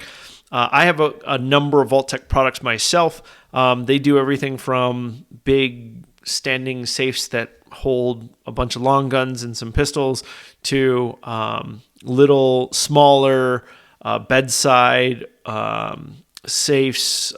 They've got a bunch of different options in terms of how you open them, so that you can open them with a keypad, you can open them with biometrics, you can use an actual physical key. Some of their options even allow you to open it with their app. They also have some like emergency buttons that are Bluetooth connected to the safes, and so if it's in the middle of the night and you're woozy and you can't get your thumb or you're afraid that you can't get your thumb on the reader, you can't punch in the code quickly enough, or you can't get it right, then you can just hit this Bluetooth button. Comes in two different flavors, one with a fingerprint reader, another one that is just standard, no safety. So a little bit dicey there because it just pops the safe open. So Vaultec has a lot of those options. Again, anywhere from $50 for the stop box. I think for Vaultec they run all the way up to somewhere mid 2000s, close to $3,000 for their pricier options. But it's what are you going to have on your bedstand, right? Obviously, you don't want to just have a handgun sitting on top of your alarm clock or in a drawer, especially if you've got little kids running around. So what is the best option for you? I think you got to kind of take stock of your current situation and which one of these options fits your lifestyle, fits your budget, fits your desired level of preparedness the most. Great. Thanks, Marvin. So yeah, then we have going from staging and storage and all that. So if that situation were to arise where you need to open that lockbox, I'll just call it in a general term. Then you have to execute that plan that we were talking about earlier with your family, or if you're by yourself. Then you're trying to wait it out, barricade yourself in. We want to just make sure that as somebody who may not have had any training, we're trying to just encourage you to execute a plan that keeps you safe and puts you at as little risk as possible. So now, assuming you're in that safe room that we were talking about earlier, you have your family there, everybody's safe and accounted for. So now you're calling 911. You're preparing for the entry of police, so that they can help you get through that situation that you're going through. So now comes a little bit more into some specifics, because we've kind of hinted at there being a few different types of domiciles, right? You have apartments, you have townhouses, you have duplexes, you have single family homes, you have rural, suburban, city life. There's a lot to consider. So now it's trying to get to, okay, so now what do you do if you live in an apartment? So Marvin, what are things that you want to kind of point out from apartment living? Just to touch back on what you were talking about, safe rooms. Obviously, not everybody can make a safe room, even if it's not what we were talking about, one that has a heavy steel door or whatever the case is. But getting your family behind you, getting your family in a location that isn't in the line of fire, and then for my family, it's my wife having a long gun and kind of propping herself on the bed. So she's supporting herself on the bed so she doesn't have to stand there. And she can have that firearm pointed at the entryway to our bedroom, and knowing that she's going to be able to hit whatever she's going to be shooting at. And so even if it's not a safe room, right, having that consideration of how are you going to position yourself and that firearm in a defensive posture, to make sure that whoever is trying to make their way into your home, that you can engage them. If that, again, last resort, you don't have any other option. And for my wife, she wouldn't have any other option. It's hard to get from the second floor to the first floor on a ladder with a toddler. So from there, we're talking about an approach for an apartment. I think one of the most important things, consideration-wise for apartment, is what are the walls made out of? Most apartments, if you can hear your neighbors screaming and yelling, or partying, or you can hear their TV, your walls are probably made out of drywall, probably not very thick at that. And so one of the considerations for an apartment would be what's the penetration look like through those walls, making sure that if you even if you follow the four safety rules and you do know your target and what lies beyond, you can't 100% guarantee that you won't miss, that the bad guy isn't running, that the bad guy doesn't trip and fall and you pull the trigger, whatever the case is. And so knowing what those walls are made out of and then choosing the appropriate platform is important. And I think this is part of the conversation, Jim, is if you are considering the firearm as a do-it-all, am I going to use it for carry? Am I going to use it for carry and home defense? Probably a pistol at that point, right? And what kind of pistol? Different caliber pistols have different levels of penetration. Are they going to tumble once they hit drywall? Once they hit a stud? Or you might be lucky. My wife, at one point in her life, lived in an apartment where the walls are made out of concrete. And so she didn't have to worry about that. She could have a 308 and she wouldn't have to worry about her neighbors getting hit by anything. So I think those are the considerations. If you're not looking at carrying outside of your home, I would probably say a shotgun, right? You can aside from some pretty spicy buckshot, right? You probably be fairly safe from, especially once you start moving away from buck or you start going to some of the low recoil buck where it's, really the velocity drops off pretty quickly.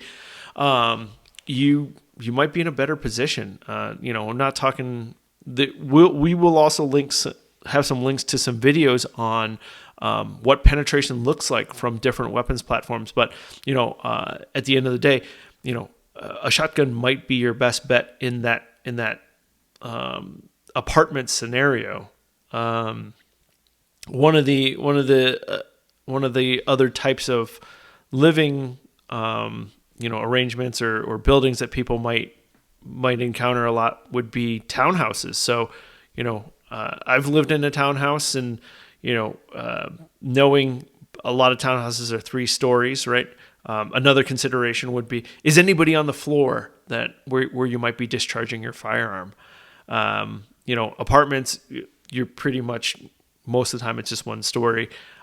So you're guaranteed that on the floor that you're on, there's going to be somebody there. But with a townhouse, that might not be the case. Especially if it's late at night, and all the bedrooms are on the 3rd floor and not on the 2nd floor. My experience with townhouses is that the 2nd floor generally is like living space, kitchen, bathroom, and maybe an office, but nobody's sleeping there all the time. And so, is that something that might happen? Is that somebody is coming into your home, and if you are in a scenario where you're discharging your firearm, might be better to do it on the 2nd floor, or even the 1st floor. What are your thoughts on this, Jim? So I just want to take a quick step back, and I will disagree on one thing that you were saying, and this is coming from just how I know that newer shooters are. How dare you? I know. I know how newer shooters are. They don't really do well with recoil, and I think the part that I'm going to disagree with is I personally don't believe that a shotgun is going to be the best case scenario for somebody who may be getting their first purchase for a home defense weapon. I just don't think that a 12 gauge shotgun is going to be the right thing or the right tool. But this is where we will always emphasize everything is a trade-off, number 1. Number 2, there's so much that comes with personal preference, and again, just everything's a compromise. Like you will find what works for you in your particular best situation in whatever you have to work with. And I'm not saying that a shotgun is a bad platform. I just personally don't think that a brand new firearm owner, brand new shooter is going to do well under stress in that type of scenario. That's all. Well, I think that's what we've always talked about is going to the range and trying the firearm out Exactly. before Right. before Right. right. Yep. And so, you know, you and I generally when we shoot shotguns, right, we're looking at this pretty spicy buckshot, or we're looking at a slug or something like that, right?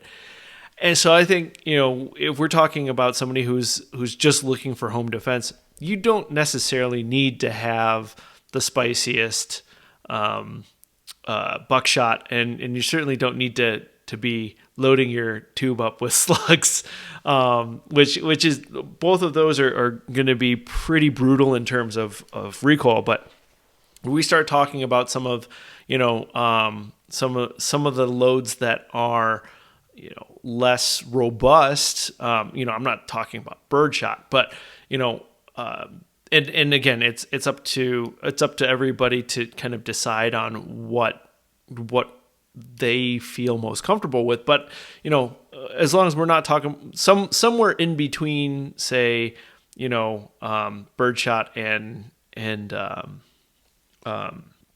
a slug or spicy buck, I think is potentially pretty good for somebody, especially if they are bracing themselves. They've got their elbows on a bed, right? They've got the shotgun. They're holding it with two hands. It's against their shoulder, right? I think there's a potential there. I personally, I think, especially once you start talking about shotguns and you start putting, accessories on it and things like that, I think it's a pretty feasible platform. I think the other piece about it is, you're talking, ideally something like a 6-inch pattern, at, from a distance, within those interior distances. Even a 4-inch pattern, I think, gives somebody a little bit more to work with than trying to use a handgun. Now, the caveat to all of this is if you have to go and get people and bring them back to a central location, and you have to maneuver, right? So if you are in an apartments generally have narrow hallways, right? You've got doorways kind of leading into each other. And if you have to go out and get a family member and bring them back, then it might be more difficult with a shotgun, with a long gun, trying to maneuver through a narrow hallway or through a series of interconnected doorways to get your loved one back. And so again, this is all situation Situational. dependent. Yes. Yep. Yep. Mm-hmm. And so you're gonna have to make the decision. What is the trade-off, right? Am I gonna be able to put in enough time at the range with a handgun to be confident? And if I'm encountering somebody as I'm going to go get my loved ones and bring them back to a central location, am I confident that I can actually engage that person, that home invader, effectively without missing? Especially like we said, in an apartment complex, thin walls, penetration is going to be a concern. So, that's again, it's all situation. You got to figure out what works best for you and what kind of training and what you're capable of investing in order to make this something that is both feasible and viable for you. Did you have anything else to add for the townhouse thing, though? Yeah. So yes, for both the townhouse and the apartment. Just touching on there's so many differences, but then so many similarities, right? So the one thing that I just want to say is that they're in the same price range as you would get for a good, decent handgun. You will find that there's also in the same price range, you'll have an option for a decent shotgun, and the same thing for an entry level rifle. So I just want to emphasize that you're not locked into one platform at a certain price point. And for example, I'll use $600. There are options out there in each platform that you can go home after a purchase and feel confident that what you have purchased was a good first firearm purchase. So I don't, like I said, I'm not discounting any of them. Especially shotgun, when I kind of was disagreeing there. But when we're saying everything's a compromise, personal preference, all of that, Marvin said, it's a great idea to go out, try it, rent it, see how it works for you at the range before you make that purchase. So I think that, just wanted to emphasize again, there are options for you in the same price range as you'd be looking for in other platforms. And just for everybody's information, I don't recommend rifle for apartment or townhouse. Right. Yeah, personally. I'm just saying, like in each of those, in each of those platforms. Yeah, I definitely would not recommend rifle in townhouse or apartment. Yeah. And again, that's a penetration issue, because you got a lot faster projectile coming out of a rifle. That's not going to want to slow down. And drywall might as well not be there for that. But we've got some videos, like I said, we've got some videos for that. Go ahead and check those out and see for yourself. They're setting up real walls and what look to be real size rooms, and how many layers of drywall and studs and things like that each platform will penetrate. Yeah. So then let's talk about a single family home. So Jim, what are your thoughts on a platform for a single family home? Well, so you kind of open things up to any, really. Like, again, I would lean towards more of a pistol or rifle in the terms of single family home. I think that when you have a spouse and family, I think that it's an easier method of moving around when you have a pistol.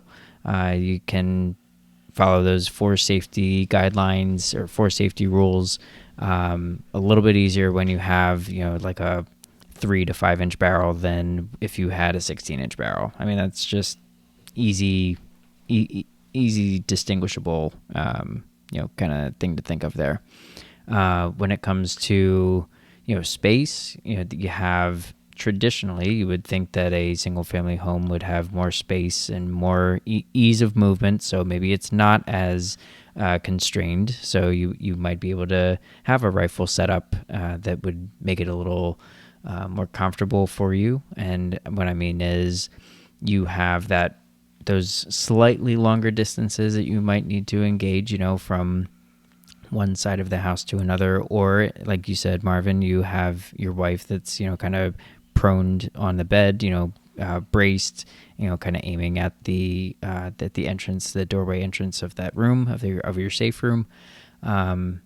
But I think a very important piece is what we'll get into a little bit when it comes to accessories. So before we do that, I want to make sure that you kind of give your opinion and about your approach there. I think it depends. I've lived in single family homes in very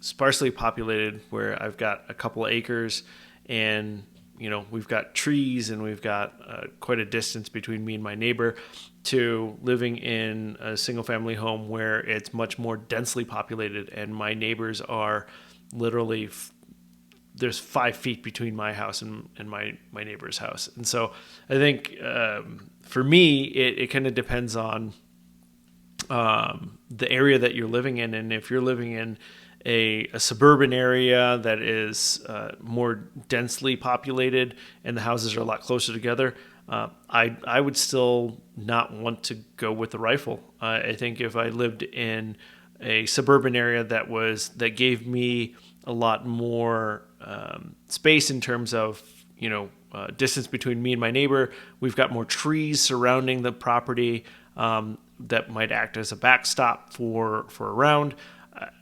I would probably opt for a rifle. it kind of depends. I think it also depends on who's operating the weapon. For me, like I said, I think it's a lot less aiming for my wife. I think the other thing is sound. So discharging a rifle inside, especially an AR platform rifle indoors, is pretty jarring for most people. My experience as a Marine infantryman, I've done a lot of shoot houses, and even with hearing protection, and again, depending on the type of home, if your walls are made out of concrete versus walls made out of sheetrock, how high your ceilings are, I mean, it can still be pretty jarring for somebody to discharge a rifle inside of a house. And so for me, if I'm not there and my wife needs to be able to hear my daughter or be able to hear what else is going on, shooting an AR-15 inside, you're going to go deaf for a while. And so that is another consideration. Obviously, you can mitigate that with something like a suppressor, as we talk about accessories later. But for me, the report of a shotgun is a little bit more manageable, especially when we're talking about indoors. Report of a handgun is also a little bit more manageable. But again, these are all things dependent on how fast that rifle is or how fast that round is going. We're talking about rounds that aren't necessarily breaking the sound barrier to rounds that are absolutely breaking the sound barrier. And so for me, that's why I'm saying, if it were for my wife, I would go with it. I would still go with the shotgun. I think even if it were for me, my preference would also be with the shotgun, simply from a sound perspective. I think the other piece of it is, for me personally, if I were operating the weapons platform, right, a shotgun is preferable because I can swap out a round if I need to. So if we're going with something a little less than a buckshot or a low recoil buckshot, something that might not put somebody down, might not stop somebody, then I have the option of swapping in something that has a little bit more pep to it, right? So I can go from a low recoil buckshot to, say, a slug, if I really, really needed to. Whereas you really don't have the opportunity to swap out a round. You just put more rounds into the person or the intruder if they're not stopping with the other platforms. So those are the considerations for me when talking about weapons platforms in single family homes. Anything else to add, Jim? No, I don't think so. At least specifically on that. I think this is a great opportunity to get into the accessories, though. I'm kind of chomping at the bit because one thing that you brought up was suppressor, and I'm like, oh, I want to talk about suppressors now. So I do want to kind of lead off with that, and everything that you were saying about rifles. I think that's where, I mean, let's be real. You can get a suppressor for a shotgun, rifle, or pistol, so it doesn't matter. Yep. Which platform. You can get a suppressor for any of them. Now, one thing that I want to make sure that our listeners know is that a suppressor does not make the sound zero. You see this as as something that's in the movies and TV shows, and it's like, oh, a suppressor completely removes any sound that comes out of the gun. No, that is completely wrong. That's false. I want you to know that if you shoot a gun with a suppressor, it is still a loud noise. Now, is it suppressed? Absolutely. That's why it's called a suppressor. So with that, Jim, real quick, one thing that we didn't touch on. So we're talking about standard shotgun, standard pistol, standard AR style, chambered in 5.56, 223, right? With what you're just saying right there, right? 300 blackout. I knew you So were going that- to bring that that up. is- Yes. So, okay. Yes. The 300, if you get a, yes, if you get a subsonic 300 blackout round with a suppressor, you don't, like, it sounds like a pellet gun. There's no need for, hearing protection. And I use that from experience. I remember I was in an indoor range. I shot a subsonic 300 blackout with a suppressor, and it was without hearing protection, and I was blown away of how little sound it was. It was I was shocked. I didn't know what to say. I was like, how is this possible? So yes, there are definitely things and situations that will apply, as an exception. And I was hesitant to bring it up, but now that you brought it up, yes, that is one example. But there is, yes, there's a cost penalty to that, right? So, Yes. so Yep. Go ahead.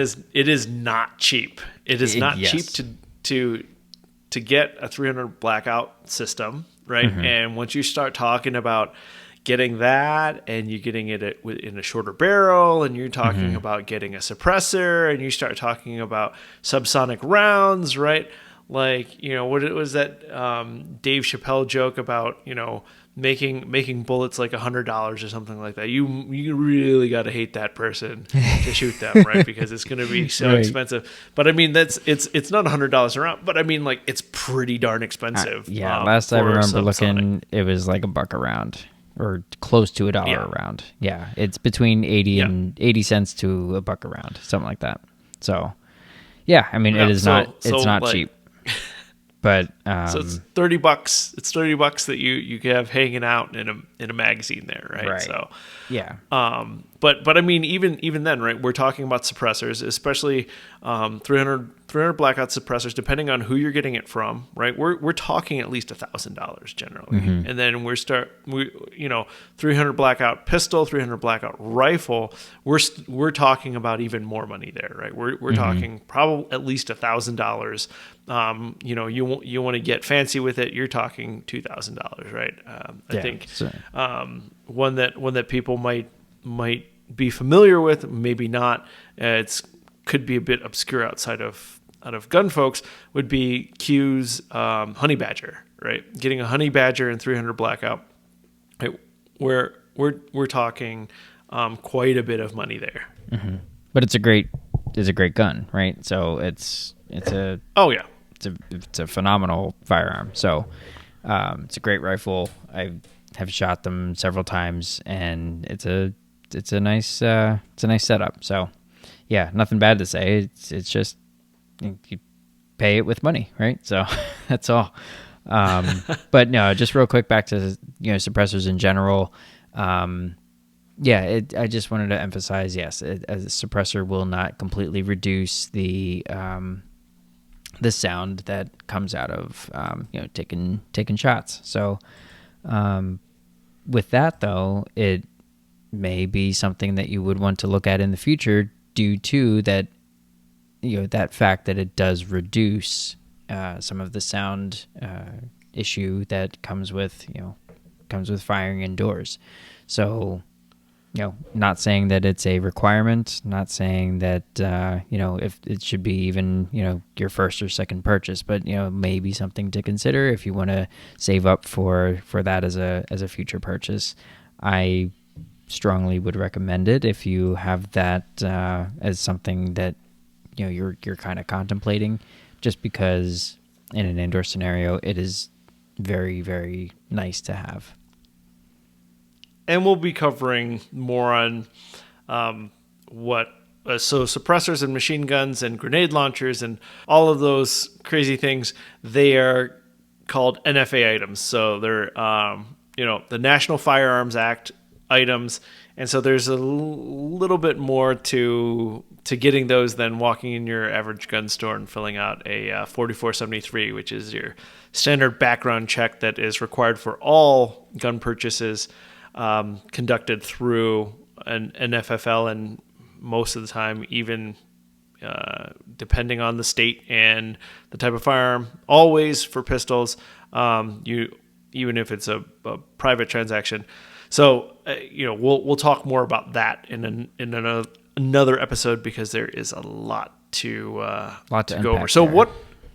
what other accessories did you want to cover real quick, Jim? Yeah, so I'd say the thing that jumps out to me is really a flashlight, and I know that both of us really have, probably a couple companies that we would recommend. The first one would be Streamlight, the other one would be Surefire, and both of those make very good quality flashlights, both weapon-mounted lights and handheld lights. So you don't even need to have a firearm in order to carry a flashlight around.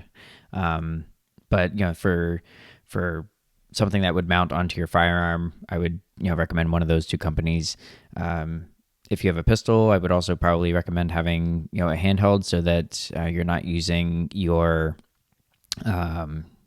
firearm for like a search. You don't want to, especially as a novice. If you're in a home defense scenario, you really wouldn't want to be pointing your firearm at something that you don't know.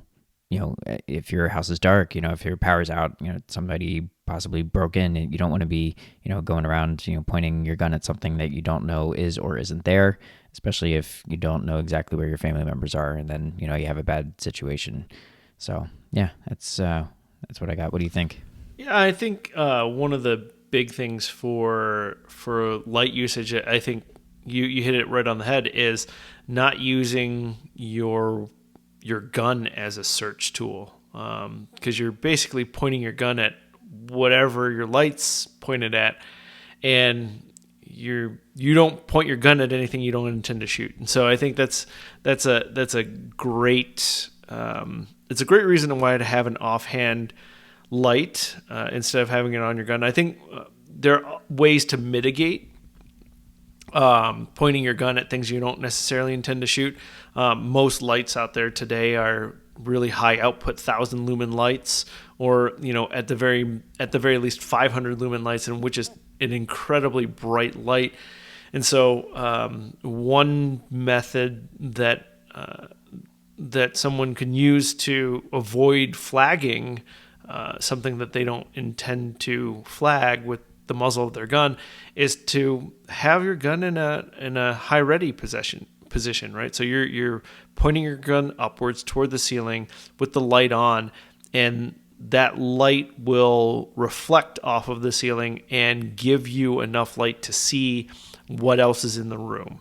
So yes, I don't disagree with that. The only consideration that you should make is if you are on the ground floor and say your family's on the second floor, that's the only consideration I would make, because that would then possibly and potentially violate one of the safety rules. So again, this is where there's a lot of situational things that you need to be concerned with and just be mindful of. But yeah, it's all a trade-offs. trade-off. So I just wanted to It's all throw that out trade-offs. there as something else that our listeners might want to consider. So Yep. Well, and having both hands on, right? Having both hands on your gun versus having to shoot one-handed, versus potentially flagging somebody upstairs, or being aware of where that pistol is pointed, right? In what's above you. It's all trade-offs, and I think that's the piece of where we should reiterate, right? Training is paramount. If you're going out and training and shooting one-handed, an offhand light probably works really well for you, right? Get that accuracy down with your dominant hand. Yep. And then continuing on, we have, I'm going to reiterate actually what Dave said last, or what we worked with Dave last time, is the difference between an optic and a laser. So, we talked about last episode how there's people who think that an optic and a laser are the same thing, and I'm not laughing, at those people, because you might just not know. I'm just laughing at, there is. There is a distinction that needs to be made so that you are able to intelligently talk about, what you're looking for. So, An optic is where that red dot is showing in the window, and it's an aiming device that can be put on to make aiming a little bit easier. And then the laser is actually where think of it like where your flashlight is mounted. For example, I'm picturing a pistol. So on that rail that goes under the barrel. So you would have the laser pointed, or the laser mounted there, and then it's pointing, down with your barrel, going down. When I say downrange, I mean, it's pointing away from you at whatever possible target there is. And it is a visible laser. So it's something that, people can see if you're looking throughout your house or throughout the floor of your house, your first floor, second floor, whatever, you will see that laser. And that means that somebody else could see the laser too. So it's not just like an optic where you're looking through that windowed device and you see that red dot or that green dot. You are the only one that's seeing that red dot or green dot in the optic. Whereas, like I said, the laser that is pointed, that is a laser device.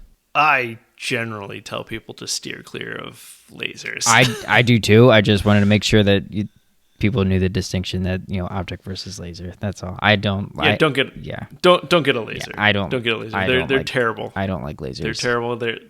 They're difficult to zero if you can zero them at all, and it's just they're not fantastic.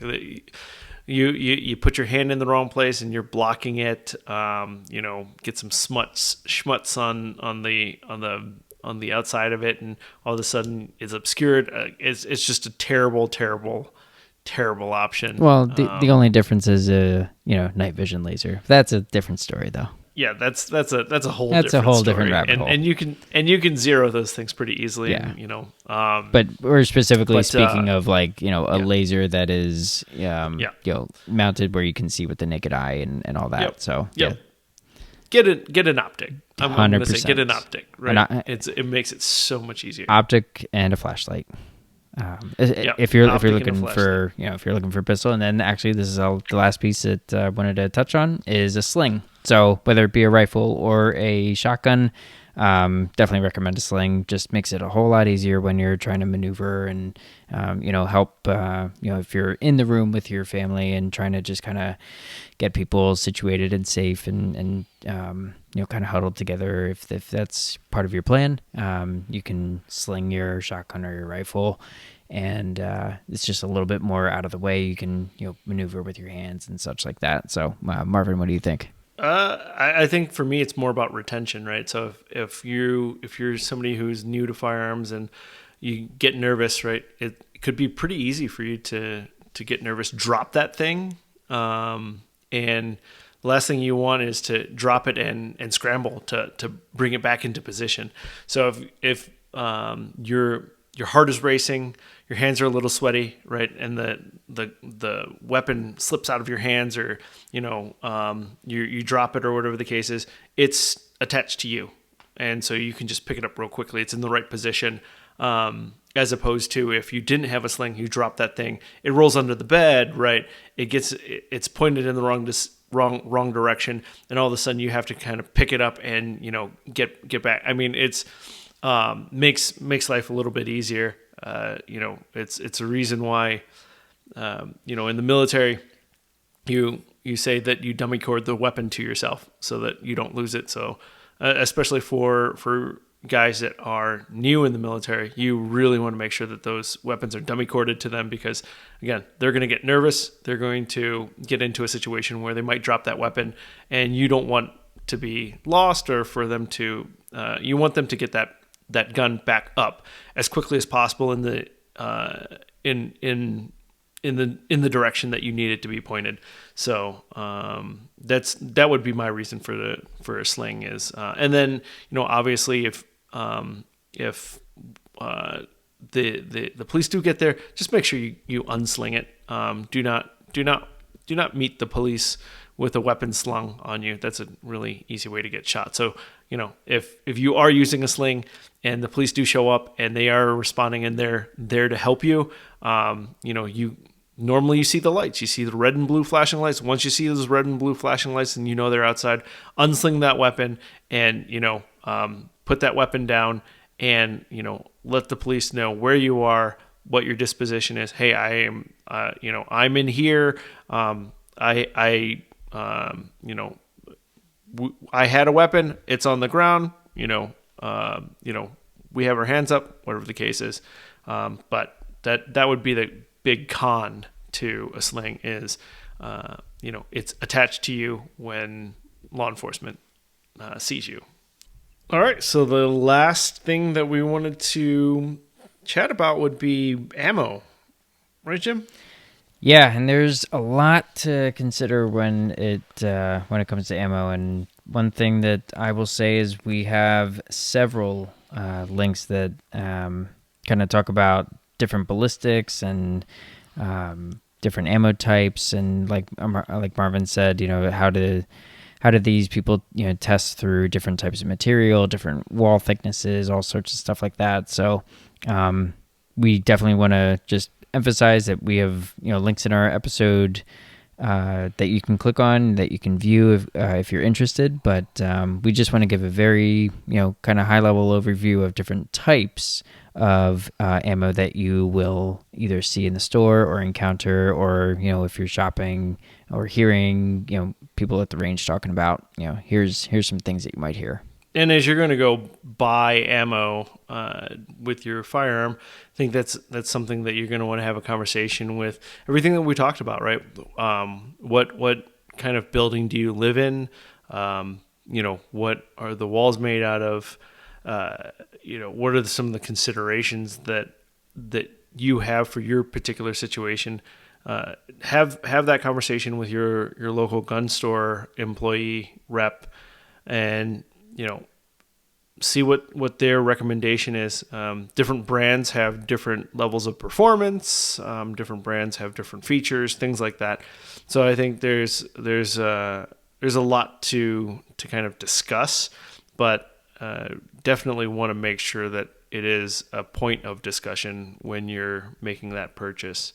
Yeah, so just going into like Marvin was saying, having the discussion with the local gun shop people, just words that you'll hear. So you'll hear about hollow point, you'll hear about frangible, you'll hear about full metal jacket, you'll hear about steel core penetrator, lead core. So I know that we touched on these a little bit. A couple of them, we touched on them in the last couple episodes. So, but just so that those are the words, the phrases that you'll hear in terms of ammo.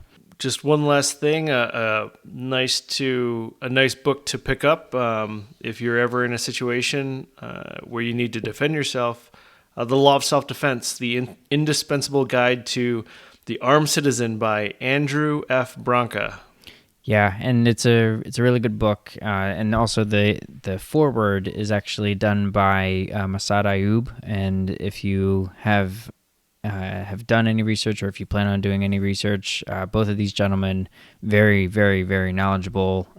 Andrew Branca is a lawyer, and he is also an expert in the field of like self-defense type of scenarios. So same thing with Massad Ayoob. He's also an expert in the self-defense world as well. Very, very intelligent men, and highly recommend this book for you to read. It's I think it's like about 300 pages, so it's definitely a good, thorough read for this type of this topic. So I again just highly recommend it. Yeah, and I don't think that there could be a worse situation than if you had to defend your life because you were in fear of your life from a home invasion, and just to find yourself in a scenario where you could be put into prison for defending yourself. Yeah. Again, that would be depriving your family of your presence, of your earning power, whatever the case is, and it is definitely something that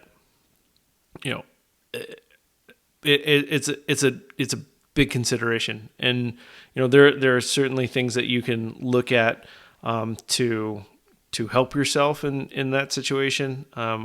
If you follow any of the gun tubers, you've heard of things like USCCA, you've heard of things like Law Shield. We can't recommend one over the other. I think, that is a decision that everybody needs to make, whether or not you would like to have some sort of legal insurance in that potential scenario. So, but again, there are options out there like USCCA carry insurance as well as Law Shield. Costs will vary, but I think a good place to start would be The Law of Self-Defense by Andrew F. Branca, and you can dive into what makes the most sense for you from there. I know that we said that we had one last topic, a couple times now, but I do have one final topic that I want to bring up, and we've talked about it a couple times in our previous episodes, but just want to keep stressing it, and that is that training is your friend. What's the point in having a tool if you don't know how to use it, especially in this kind of scenario where, your life or your family's life could be on the line. So it's extremely important, and we want to just continue to emphasize, and we will continue to emphasize how much training is a huge part of this. We believe strongly in it. We will, continue to provide the, links, resources, anything like that. So I'm going to bring up again, shootingclasses.com. provides a great opportunity for you to search and seek out instructors in your area, or if you want to take a trip and go specifically train with a particular instructor, you can find where that training is. You can find who those trainers are. So just extremely important. We'll be continuously emphasizing training. We'll be continuously emphasizing safety. So get out there and shoot and have some fun while you're at it. If there's anything that you'd like to respond with in terms of feedback, feel free to email us at buildingthebasicspodcast@gmail.com, or feel free to reach out to us on Instagram, and our handle is @buildingthebasicspodcast. Thank you all for listening, and stay tuned for our next episode.